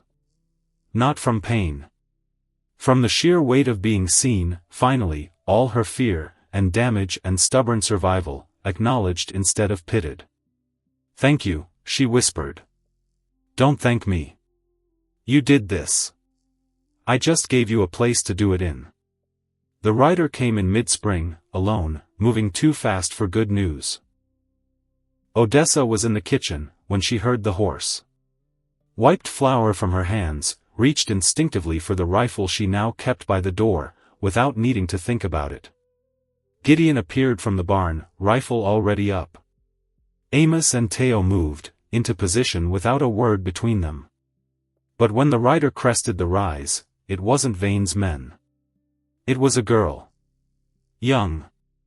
Maybe 17. Slumped in the saddle on a horse that looked ready to collapse under her. She made it, as far as the porch steps, before sliding to the ground. Odessa was there first, kneeling, checking for injuries, before the girl had even finished falling. Bruises covered her face. She held her ribs the way a person holds something they're afraid might come apart entirely, if they let go. "Help." The girl's voice was barely a whisper. "Please. He'll kill me if I go back." "Who will?" Odessa asked, gentle. "My father." The girl's eyes filled, and the tears, that came clearly hurt her cracked ribs on the way out. "He said I shamed the family. Said I needed to be taught respect." A ragged breath. "I ran. Didn't know where else to go. Someone in Ashen Ridge said there was a woman out here. A big woman, who survived the whole town turning against her." Her voice broke entirely. "I thought maybe." She didn't finish. Didn't need to. Odessa understood completely. "Gideon," she called. "Help me get her inside." They carried the girl up to Odessa's own bed. Amos fetched water and clean cloth, while Odessa worked, careful, methodical, cleaning wounds that told a story older, and worse than one bad night. "What's your name?" Odessa asked, gentle. "Nell." The girl's voice was thin. "Nell Ashcroft. I'm Odessa. You're safe here, Nell. Nobody's going to hurt you. My father. Your father isn't here. And if he comes looking, he'll have to go through me first. Nell's eyes filled again. You don't understand. He's not like other men. He's mean. Really mean. And he has friends who'd back him. Let them come, Odessa said, and her voice had gone flat, hard in a way that surprised even her. They'll regret it. Downstairs, Gideon was waiting, an expression on his face Odessa couldn't quite name. She's staying, Odessa said, before he could speak. Not a question. I know. If her father comes. Then we deal with him the way we dealt with Vane's warning. The same way we deal with anyone who thinks violence is welcome on this land. He studied her a long moment. This is the second person you've taken in. Second? Yourself. He almost smiled. You took yourself in, back when nobody else would have you. Now you're doing it for others. He touched her shoulder briefly. You're building something, Odessa. Something bigger than just a homestead. I'm just helping someone who needs it. No. His eyes stayed steady on hers. You're deciding what kind of place this is going to be. What it stands for. I'm with you. Whatever comes of it. Nell woke the next morning, stiff and sore but clear-eyed. Odessa brought her breakfast, sat with her, didn't push for conversation, just stayed present the way someone once should have stayed present for her. Finally Nell set down her spoon. Why are you helping me? Because someone should have helped me. And didn't. Odessa's voice was steady. Because I know exactly what it's like to have nowhere to go. How old are you? Nell asked. 26. You don't seem that old. Some days I feel 100. A pause. How old are you, Nell? 17. Almost 18. Nell's hands twisted in the blanket. My mother's dead 5 years now. Since then it's just been me, and my father. And my brother's worse than he is. Meaner. He's the one who broke my ribs this time. Said I talked back. Said I needed to learn my place. And what do you want? Odessa asked. If you could have anything at all. Nell looked at her like the question was foreign. Like nobody had ever asked her that before. I want to not hurt all the time, she finally said. I want to wake up without being scared. I want to learn things. Do things. Be something more than just somebody's property to hit when they're angry. She wiped her eyes. Is that stupid? No. Odessa took her hand, careful of the healing bruises. That's human.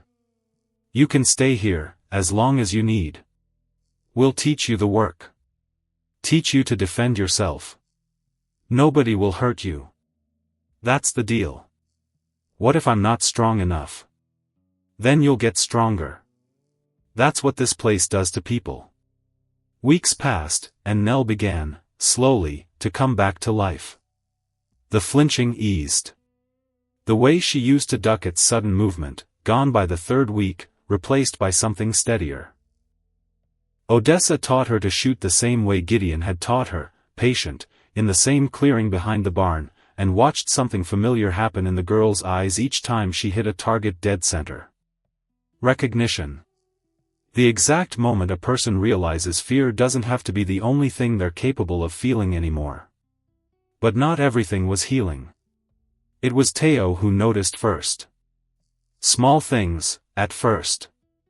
Nell riding out alone more than seemed natural, always toward the eastern ridge, always coming back quieter than she left. I don't like it, he told Odessa one evening, low enough the others wouldn't hear. She's meeting somebody. I followed her yesterday. Didn't get close enough to see who. Odessa's stomach knotted tight. You're sure? I'm sure. That night, Odessa found Nell alone by the corral, and something in the girl's face, when she turned, guilty, frightened, told Odessa everything, before a single word passed between them. "Nell. It's not what you think." "Then tell me what it is." Nell's eyes filled. "My father found me. Found out where I was. He didn't come himself. Sent word through a man I didn't recognize." Her voice shook. "Said if I didn't tell him things about this place, where the weak points in the fence are, when the men are out working, she stopped. Started again, barely audible. He said he'd come for me himself. And this time he wouldn't stop at ribs." "Who was the man?" Odessa asked, quiet, careful, though something cold was already settling into her chest. "He said his name was Vane." Odessa went still. Because two threats she'd been holding separate in her mind, careful, distinct, each one bad enough on its own, had just folded together, into something far worse. Jonah Vane. And Nell's father. Working together. Which meant whatever came next wasn't going to arrive, as two separate storms. It was going to arrive as one. Odessa didn't sleep that night. Couldn't. Because every time she closed her eyes, she saw the same thing. Nell's face, pale, terrified, the words falling out of her like stones. He said his name was Vane. Two men. Two separate griefs, two separate debts, folding together into one storm. Except it wasn't really two men anymore, was it? It was one plan. Patient. Ugly. Built slow enough, that nobody had noticed the pieces sliding into place until it was already too late to stop them sliding. She lay in the dark, and ran the numbers the way Gideon had taught her to run everything now. Cold. Practical. No room left for panic. 12 of them, most likely. Maybe more. 4 of them, here. Gideon. Amos. Coulter. Teo. And her. 5. If she counted herself, which she was starting to. 5 against 12 wasn't good odds by any measure a sane person would trust. But sane hadn't gotten her this far. Sane had gotten her thrown in the mud outside a general store, while a town watched, and did nothing. She found Gideon on the porch, before dawn, rifle already across his knees, staring at the tree line like he could will the trouble to show its face early, and get this over with. "You didn't sleep either," she said. "Couldn't. Nell told me the truth. All of it. I know. She told me too. Came to my door an hour after she left yours." He didn't look at her. "Scared out of her mind, that we'd send her back." "We're not sending her back." "No." His jaw tightened. "We're not." Odessa sat down beside him. The cold came up off the porch board straight, through her skirt, and she didn't move away from it. "There's something you should know," she said. "Before this gets worse. Something I should have told you a long time ago." Gideon turned to look at her, waiting. "My husband's family lied to me about his claim.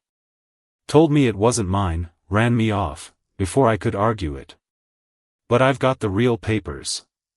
Sewn into the lining of my old coat, upstairs, where I've kept them, since the day I walked into Ashen Ridge." She made herself keep talking, though her voice wanted to shake. "It's a silver claim, Gideon. High on a ridge, feeding a spring. I never told you, because I didn't know if it mattered, and then I didn't know how to bring it up, without it looking like I'd been keeping something from you the whole time we've been married." "Where?" Gideon said, very quietly. "Where's the ridge?" She told him. He was silent long enough, that Odessa's stomach dropped clean, through the porch boards. "That spring feeds the same water that runs down into this canyon," he finally said. "Same vein of rock, most likely, if it's silver up there. I've had men from the land office sniffing around these boundaries for 2 years asking questions about mineral rights nobody would explain. I always figured it was Corwin fishing for something. Didn't know what. Corwin? Judge who sits the territorial land disputes. Man's owned half the paper in this county for a decade. Gideon's jaw had gone hard as stone. If your claim sits on the same water that feeds this valley, and if Corwin's had his eye on both properties, without either of us knowing why, then this isn't just Vane settling an old score anymore, Odessa.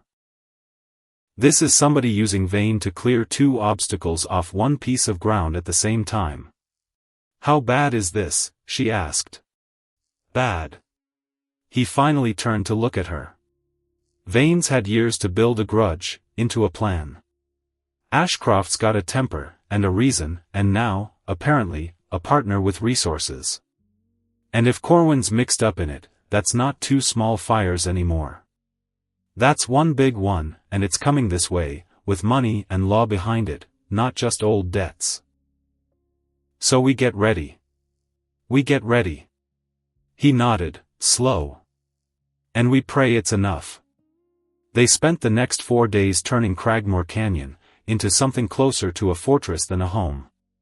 Because that's what survival looked like, out here. Not speeches. Not grand gestures. Just work. Amos and Teo checked every inch of fence, every outbuilding, every blind spot a man on horseback might use to slip in unseen. Coulter cleaned and loaded every gun on the place, twice, then a third time, because a gun that jammed at the wrong moment was worse than no gun at all. Gideon rode the property line himself every evening, alone, until full dark, memorizing every rise and gully like a man studying a map he intended to have burned into his memory by the time it mattered. And Odessa taught Nell to shoot faster. Harder. No more gentle afternoons in the clearing. Again, Odessa said, the 5th time Nell's shot went wide. My hands won't stop shaking. They will. Once you stop thinking about your father, and start thinking about what happens if you don't hit what you're aiming at. Nell fired again. The bottle shattered. There it is, Odessa said, and something in her voice cracked just slightly, because she remembered, with a clarity that hurt, Gideon saying those exact words to her in this exact clearing, not so many months back. On the 3rd night, a rider came in, from the county seat. Odessa recognized the badge, before she recognized the face. Sheriff Grady.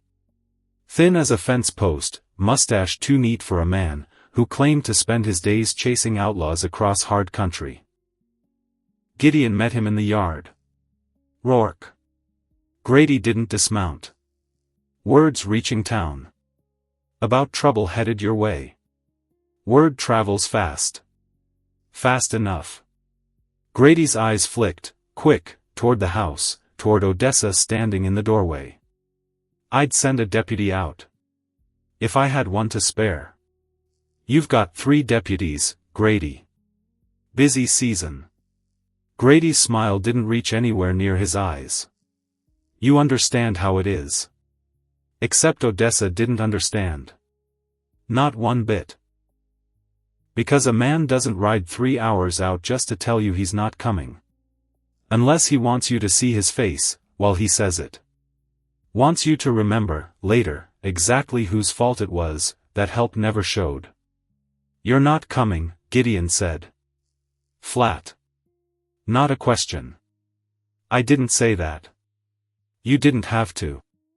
Grady's smile thinned. I'll see what I can spare. No promises. He turned his horse. You take care out here, Roark. Rough country. Man never knows what might happen. He rode off without looking back.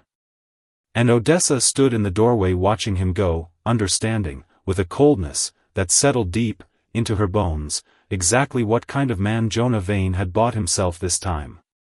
He's on Corwin's payroll, Amos said, once the dust had settled behind Grady's horse. Has to be. No honest lawman rides 3 hours to tell a man he's on his own. That means this is exactly what we feared, Odessa said. Land. Water rights. My silver claim, and this whole valley, and Corwin wants both, and he's willing to let Vane and Ashcroft do the bleeding for him. Amos nodded, grim. Then whatever happens here, we'd best keep proof of every bit of it. Names, dates, what we can gather. A man like Corwin doesn't answer to guns half so well as he answers to a crowd that's seen the truth laid out plain. Odessa filed that thought away, careful, the way she filed away everything now that mattered. They came on a night with no moon. Because Vane wasn't a fool. He'd waited for the one kind of dark that gave his men every advantage, and left the ranch with none. Odessa woke to breaking glass. Not a dream. Not her mind playing tricks the way it sometimes still did, months after the lion, months after everything. Real. Glass shattering somewhere downstairs, and then shouting, and then the smell. Smoke. She was up, and moving before her mind had finished catching up to her body, rifle in hand, boots barely laced, running for the hallway, where Gideon was already coming out of his own room, half-dressed, face set hard. "Fire," he said. "Front room." "How bad?" "Bad enough." "Get Nell. Get everyone to the barn. Now." Outside was chaos. Riders circling the yard, more than Odessa had braced herself for, muzzle flashes cutting the black like something out of a nightmare she hadn't earned the right to wake from. Gunfire cracking overhead, aimed less at hitting anything specific, and more, it seemed, at causing panic, at driving them all into a corner, where the real damage could be done. "Everyone to the barn." Odessa shouted, voice cutting through the noise, with an authority she didn't remember deciding to claim. "Stay low. Stay together." Nell was already there, pale but steady, herding two of the younger hand's children toward the barn doors. Amos and Coulter were returning fire, from the corral fence, shapes ducking and weaving in the orange-lit dark. A bullet punched into the wall beside Odessa's head, close enough that she felt the wind of it, and she ducked on pure instinct, popped back up, fired at the muzzle flash that had nearly ended her. Heard a scream. Saw a shape fall from a horse. Near the corral, another rider wheeled his mount hard, trying to break wide of the fight, and Odessa caught his face in a flash of firelight, older, heavy-set, a temper stamped into every line of it even in that half-second glimpse. "Ashcroft." Nell's voice, sharp with a fear that had nothing to do with strangers and everything to do with blood. "That's my father." The man never made it clear of the yard.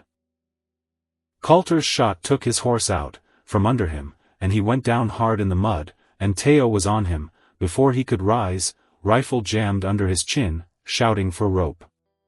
They dragged him, cursing and bleeding, from a gash across his scalp, into the barn, and tied him to a support post, and Nell stood over him a long moment, shaking, before she turned her back on him entirely, and went to help with the wounded instead.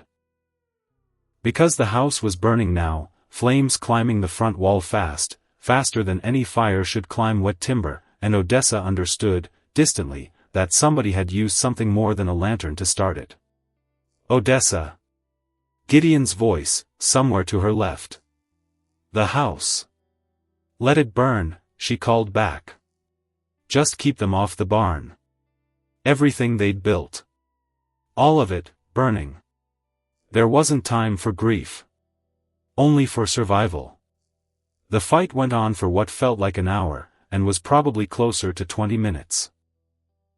Odessa fired until the barrel of her rifle was too hot to hold bare-handed, switched to the pistol Gideon had given her months back, fired that until it clicked empty too. Beside her, Nell was eerily calm, picking targets with a precision that shouldn't have been possible for a girl who'd been shaking in a clearing 3 days earlier. Teo reloaded faster than anyone, running supplies between shooters, ducking low, never once flinching from the work. Then, all at once, the attackers were pulling back. Odessa watched them go, not trusting it, waiting for a second wave that didn't come. Just silence. And the sound of the house, what was left of it, collapsing in on itself in a shower of sparks, that lit the whole yard orange for one final, terrible moment. "Is everyone all right?" Odessa called into the dark. Voices answered. Shaken. Scared. But alive. All of them. Except she couldn't see Gideon. Gideon. Her voice cracked on his name.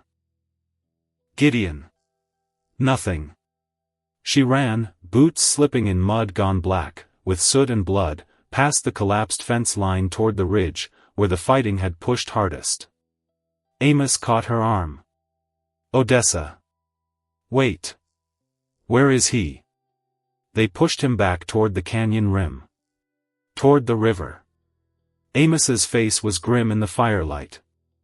There was an explosion. Somebody had rigged the old mine entrance. Boss was closest to it when it went.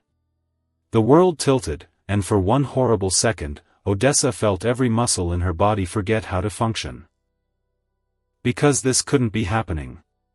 Because they'd just started to build something, the two of them, out of nothing, but shared wreckage, and stubborn hope, and it couldn't just. Except it could. That was exactly the kind of thing this land did, wasn't it? Took things. Didn't ask permission first. "Show me," she said. Voice like ice, because ice was the only thing keeping her upright right then. They found the blast site at the canyon rim. Rock scattered wide, the old mine entrance collapsed in on itself, and below, 30 feet down, the river running fast, and dark and merciless in the moonless night. No sign of him. Not on the rocks.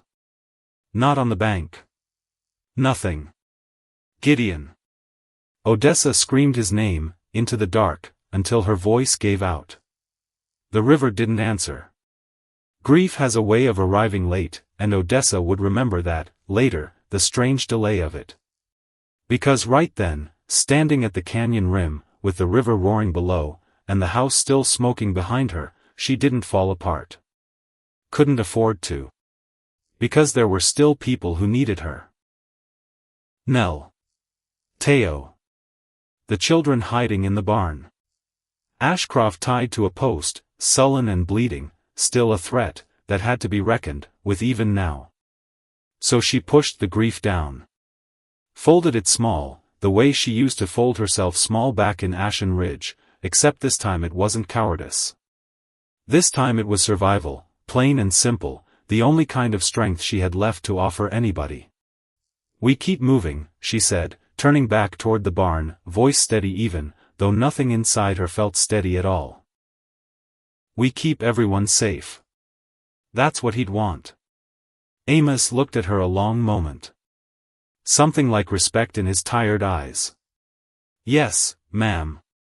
By morning, the yard looked like something out of a war Odessa had only ever heard about secondhand. The house reduced to blackened timber and ash. 2 of the attackers dead in the mud, 3 more captured, tied and sullen by the corral fence alongside Ashcroft, who had gone quiet somewhere in the night, the fight finally beaten out of him by rope and consequence both. Vane's men, all of them, though Vane himself was nowhere among the dead, or the captured. Which meant he was still out there. Which meant this wasn't over. Odessa stood in the ruins of the kitchen, what used to be the kitchen, and felt something harden inside her, that she recognized, from months back. The same rage, that had risen up in her, that day in the street in Ashen Ridge, right before Gideon's voice had cut, through the crowd, and changed the whole shape of her life. Except there was no voice cutting, through anything now. There was just her. By the 3rd morning, word came that Jonah Vane had regrouped what was left of his men at an old line shack 2 hours north, near the county road, close enough to strike again, but far enough to have licked his wounds first.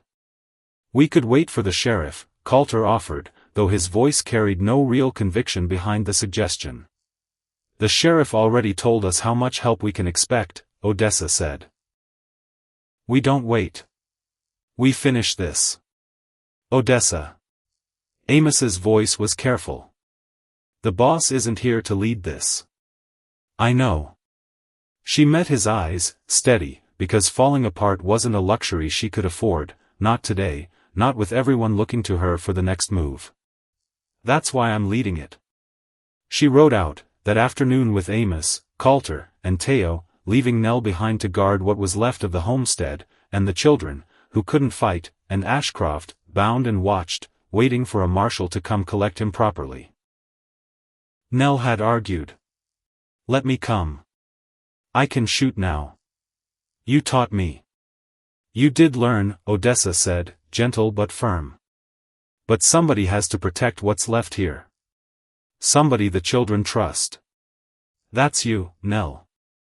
Not because you're weak. Because you're needed here more.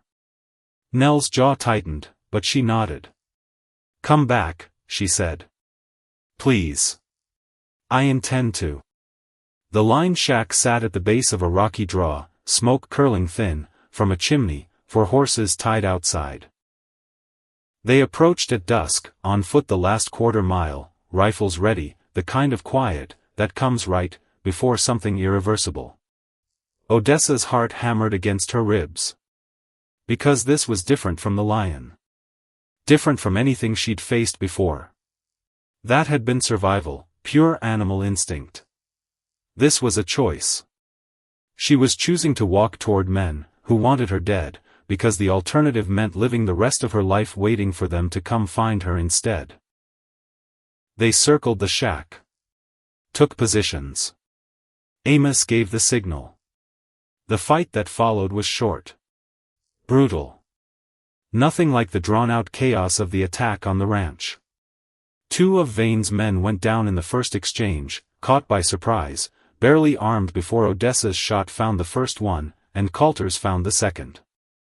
A third came out the side door, firing wild, and Teo dropped him, with a shot that made the boy's hands shake afterward for a full 10 minutes.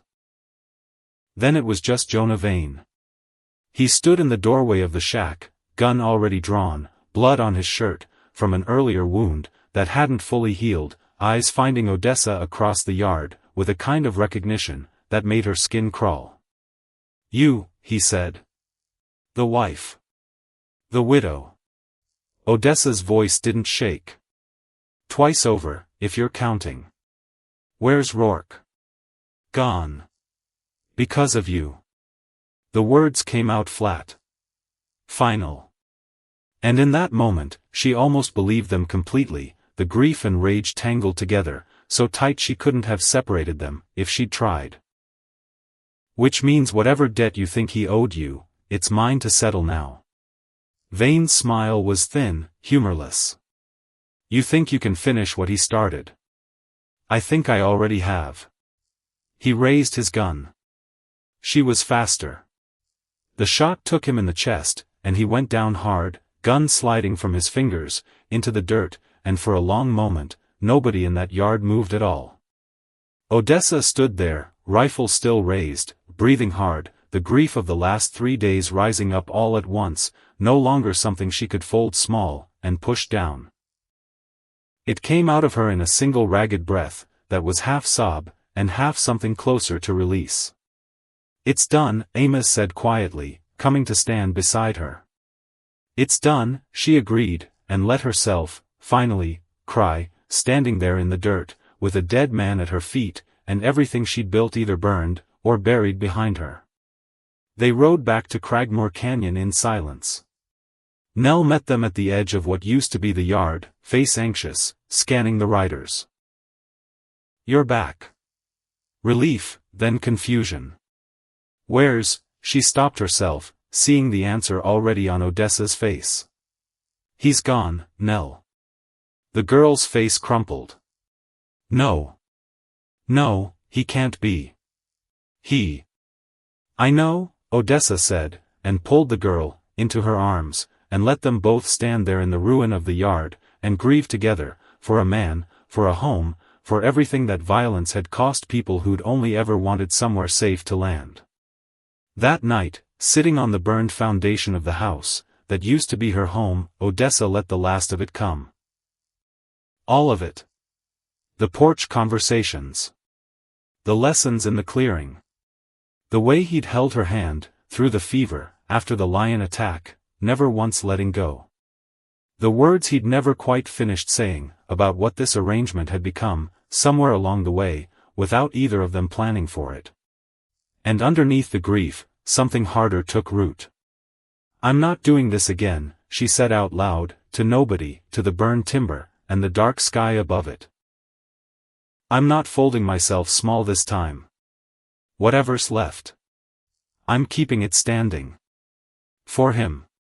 For all of them." 3 days after the fight at the line shack, a rider appeared on the ridge trail. Slow. Unsteady. Leading a second horse behind him, with an empty saddle. Odessa was in the garden, replanting what the fire hadn't destroyed, when Teo's shout cut across the yard. "Rider!" Coming down the trail. She stood. Shielded her eyes against the afternoon light. And felt her whole chest seize.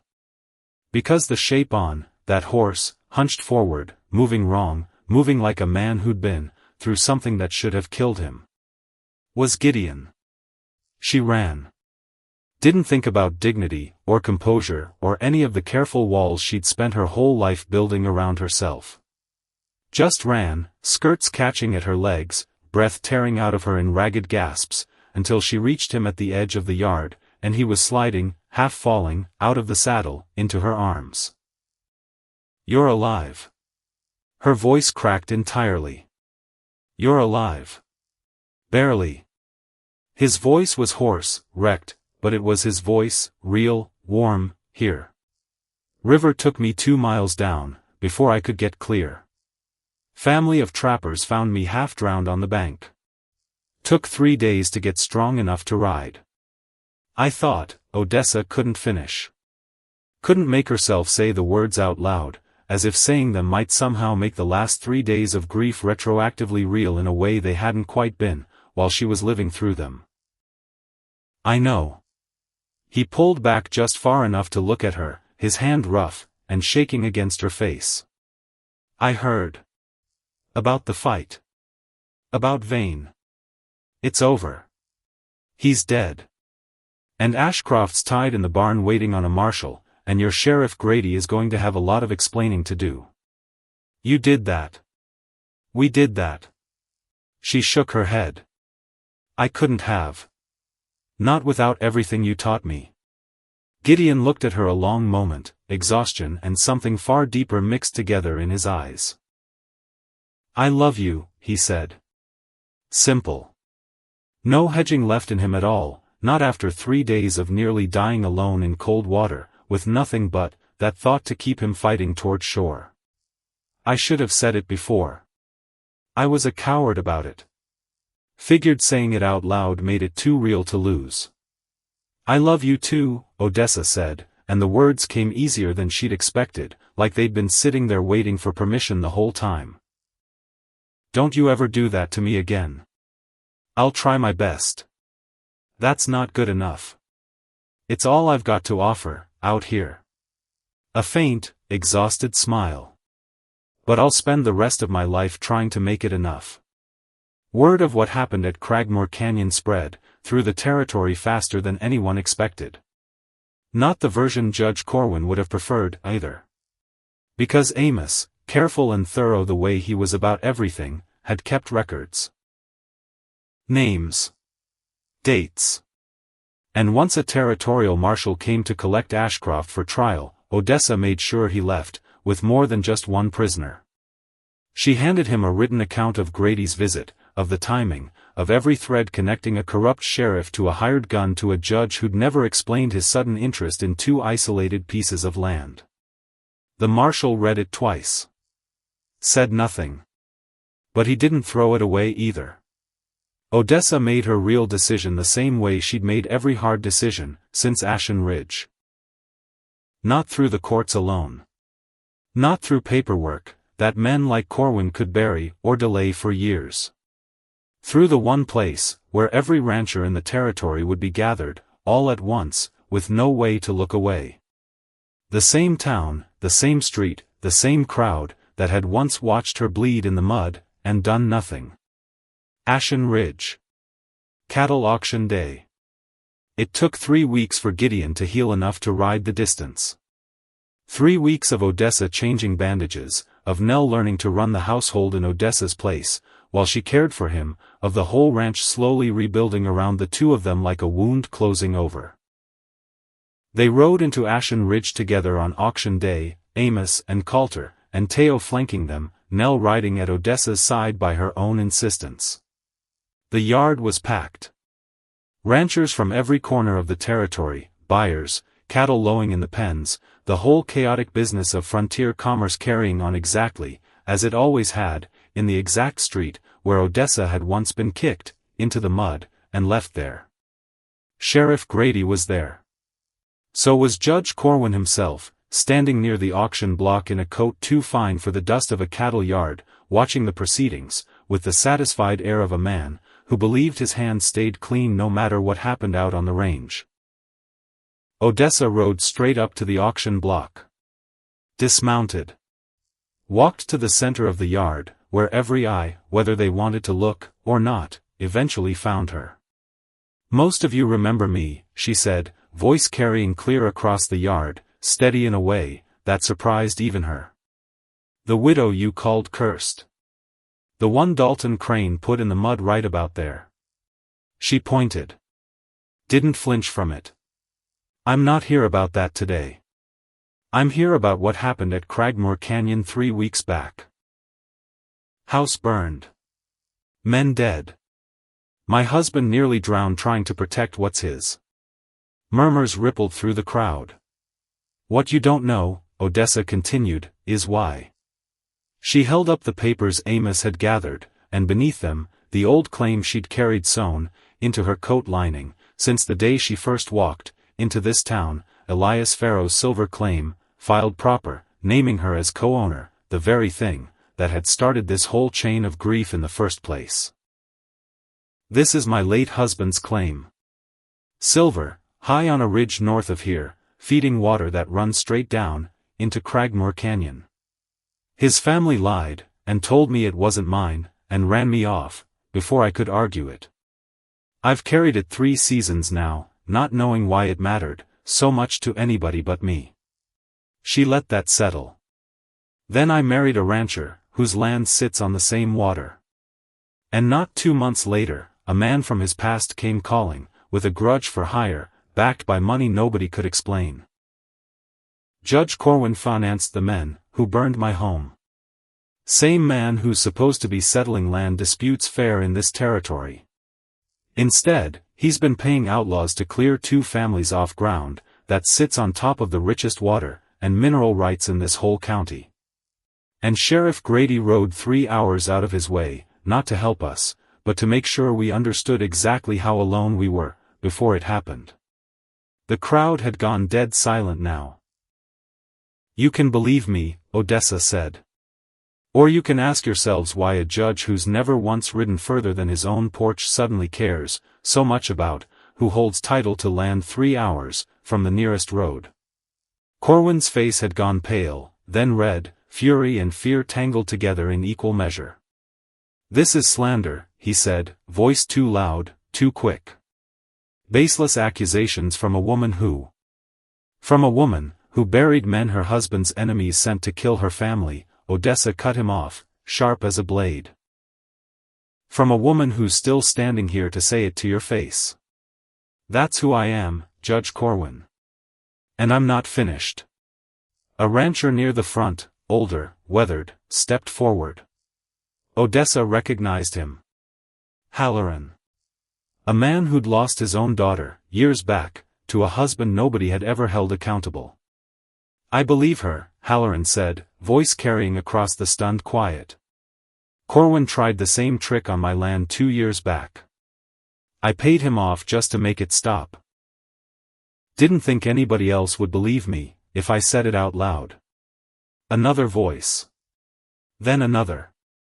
The crowd, slow at first, then all at once, turned against the man in the fine coat standing near the auction block, and Grady, seeing which way the wind had finally shifted, backed his horse toward the edge of the yard, looking for a way out that no longer existed. It wasn't a courtroom victory. wasn't clean or official in the way the law back east might have demanded. But it was enough. Enough for the territorial marshal, summoned within the week by ranchers who'd finally found the courage to speak together instead of alone, to open a proper investigation. Enough for Judge Corwin to lose his seat, his reputation, and eventually, his freedom, once records surfaced, that even his allies couldn't explain away. Enough for Sheriff Grady to find himself run out of the county entirely, no badge, no friends left willing to vouch for him. Justice, out here, rarely arrived through paperwork alone. Sometimes it arrived, because enough people, finally, stood together and refused to look away. They rebuilt the house that summer. Bigger this time. Room enough for everyone who'd found their way to Cragmore Canyon, and everyone who might still come looking for shelter in the years ahead. Odessa insisted on that detail, and Gideon, healing slow but steady, never once argued against it. "You're building something bigger than a homestead," Amos observed one evening, watching the new frame go up against the summer sky. "I know," Odessa said. "That's the point. Word spread, the way word always does in hard country. Not through newspapers, or official channels, but through the kind of quiet network that exists among people who've all, at one point or another, needed somewhere safe to land." More arrivals came. Women mostly, at first. Then families. People fleeing violence, poverty, simple bad luck, all of them finding their way, eventually, to a valley that had earned a reputation for taking people in instead of turning them away. Nell became something like Odessa's right hand, teaching newcomers the same lessons Odessa had once taught her. How to shoot straight. How to work hard. How to stand up straight even, when the whole world had spent years trying to teach you to shrink. Teo grew into a steady young man, the guilt of his one moment of weakness slowly transformed into fierce loyalty that never wavered again. And Gideon, scarred deeper now, slower in the mornings than he used to be, watched it all unfold, from the porch of the house they'd rebuilt together, an expression on his face that Odessa had learned, finally, after everything, to read without effort. Peace. Hard-earned. Real. Years passed the way years do, quiet mostly, punctuated by the ordinary rhythms of ranch life rather than the violence that had defined those first hard months. Cragmore Canyon grew. Thrived. Became known throughout the territory as a place where broken people arrived and, slowly, found their way back to whole. Odessa grew older but never smaller. Her hair silvered at the temples. Her hands grew rougher, more capable, more sure of themselves, with every passing season. She never once apologized again for the space she took up in a room, and somewhere along the way, without her quite noticing, when it happened, the whole territory had stopped expecting her to. Gideon grew old beside her. Slower every year, the mountain man's body finally showing the wear of a hard life lived harder than most, but never once distant. Never once cold.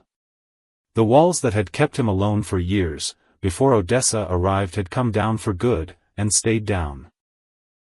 On a warm evening many years later, Odessa sat on the porch of the house that had been rebuilt, from ash, watching children play in the yard below. Grandchildren of the original hands. Children of women who'd arrived, once, broken and afraid, and left this valley strong.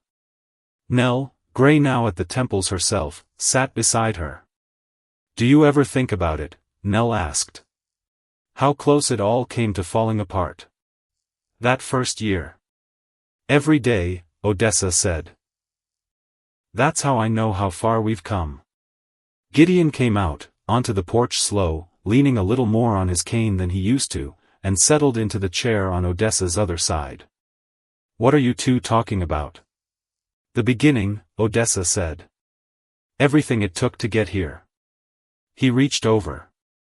Took her hand, the same way he had, that very first night, calloused and steady, and Odessa felt, even now, after all these years, the same quiet certainty she'd felt back then. That she'd found, in this hard, unforgiving country, exactly the kind of home worth fighting for. I think we did all right, she said quietly, watching the children run laughing, through the last gold light of the evening. More than all right, Gideon said. You changed this whole valley, Odessa.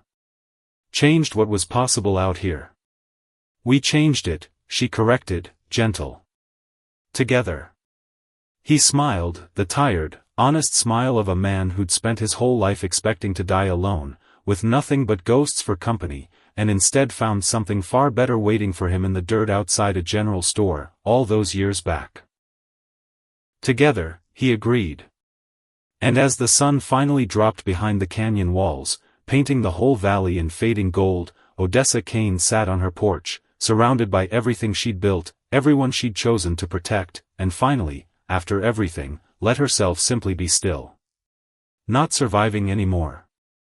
Living.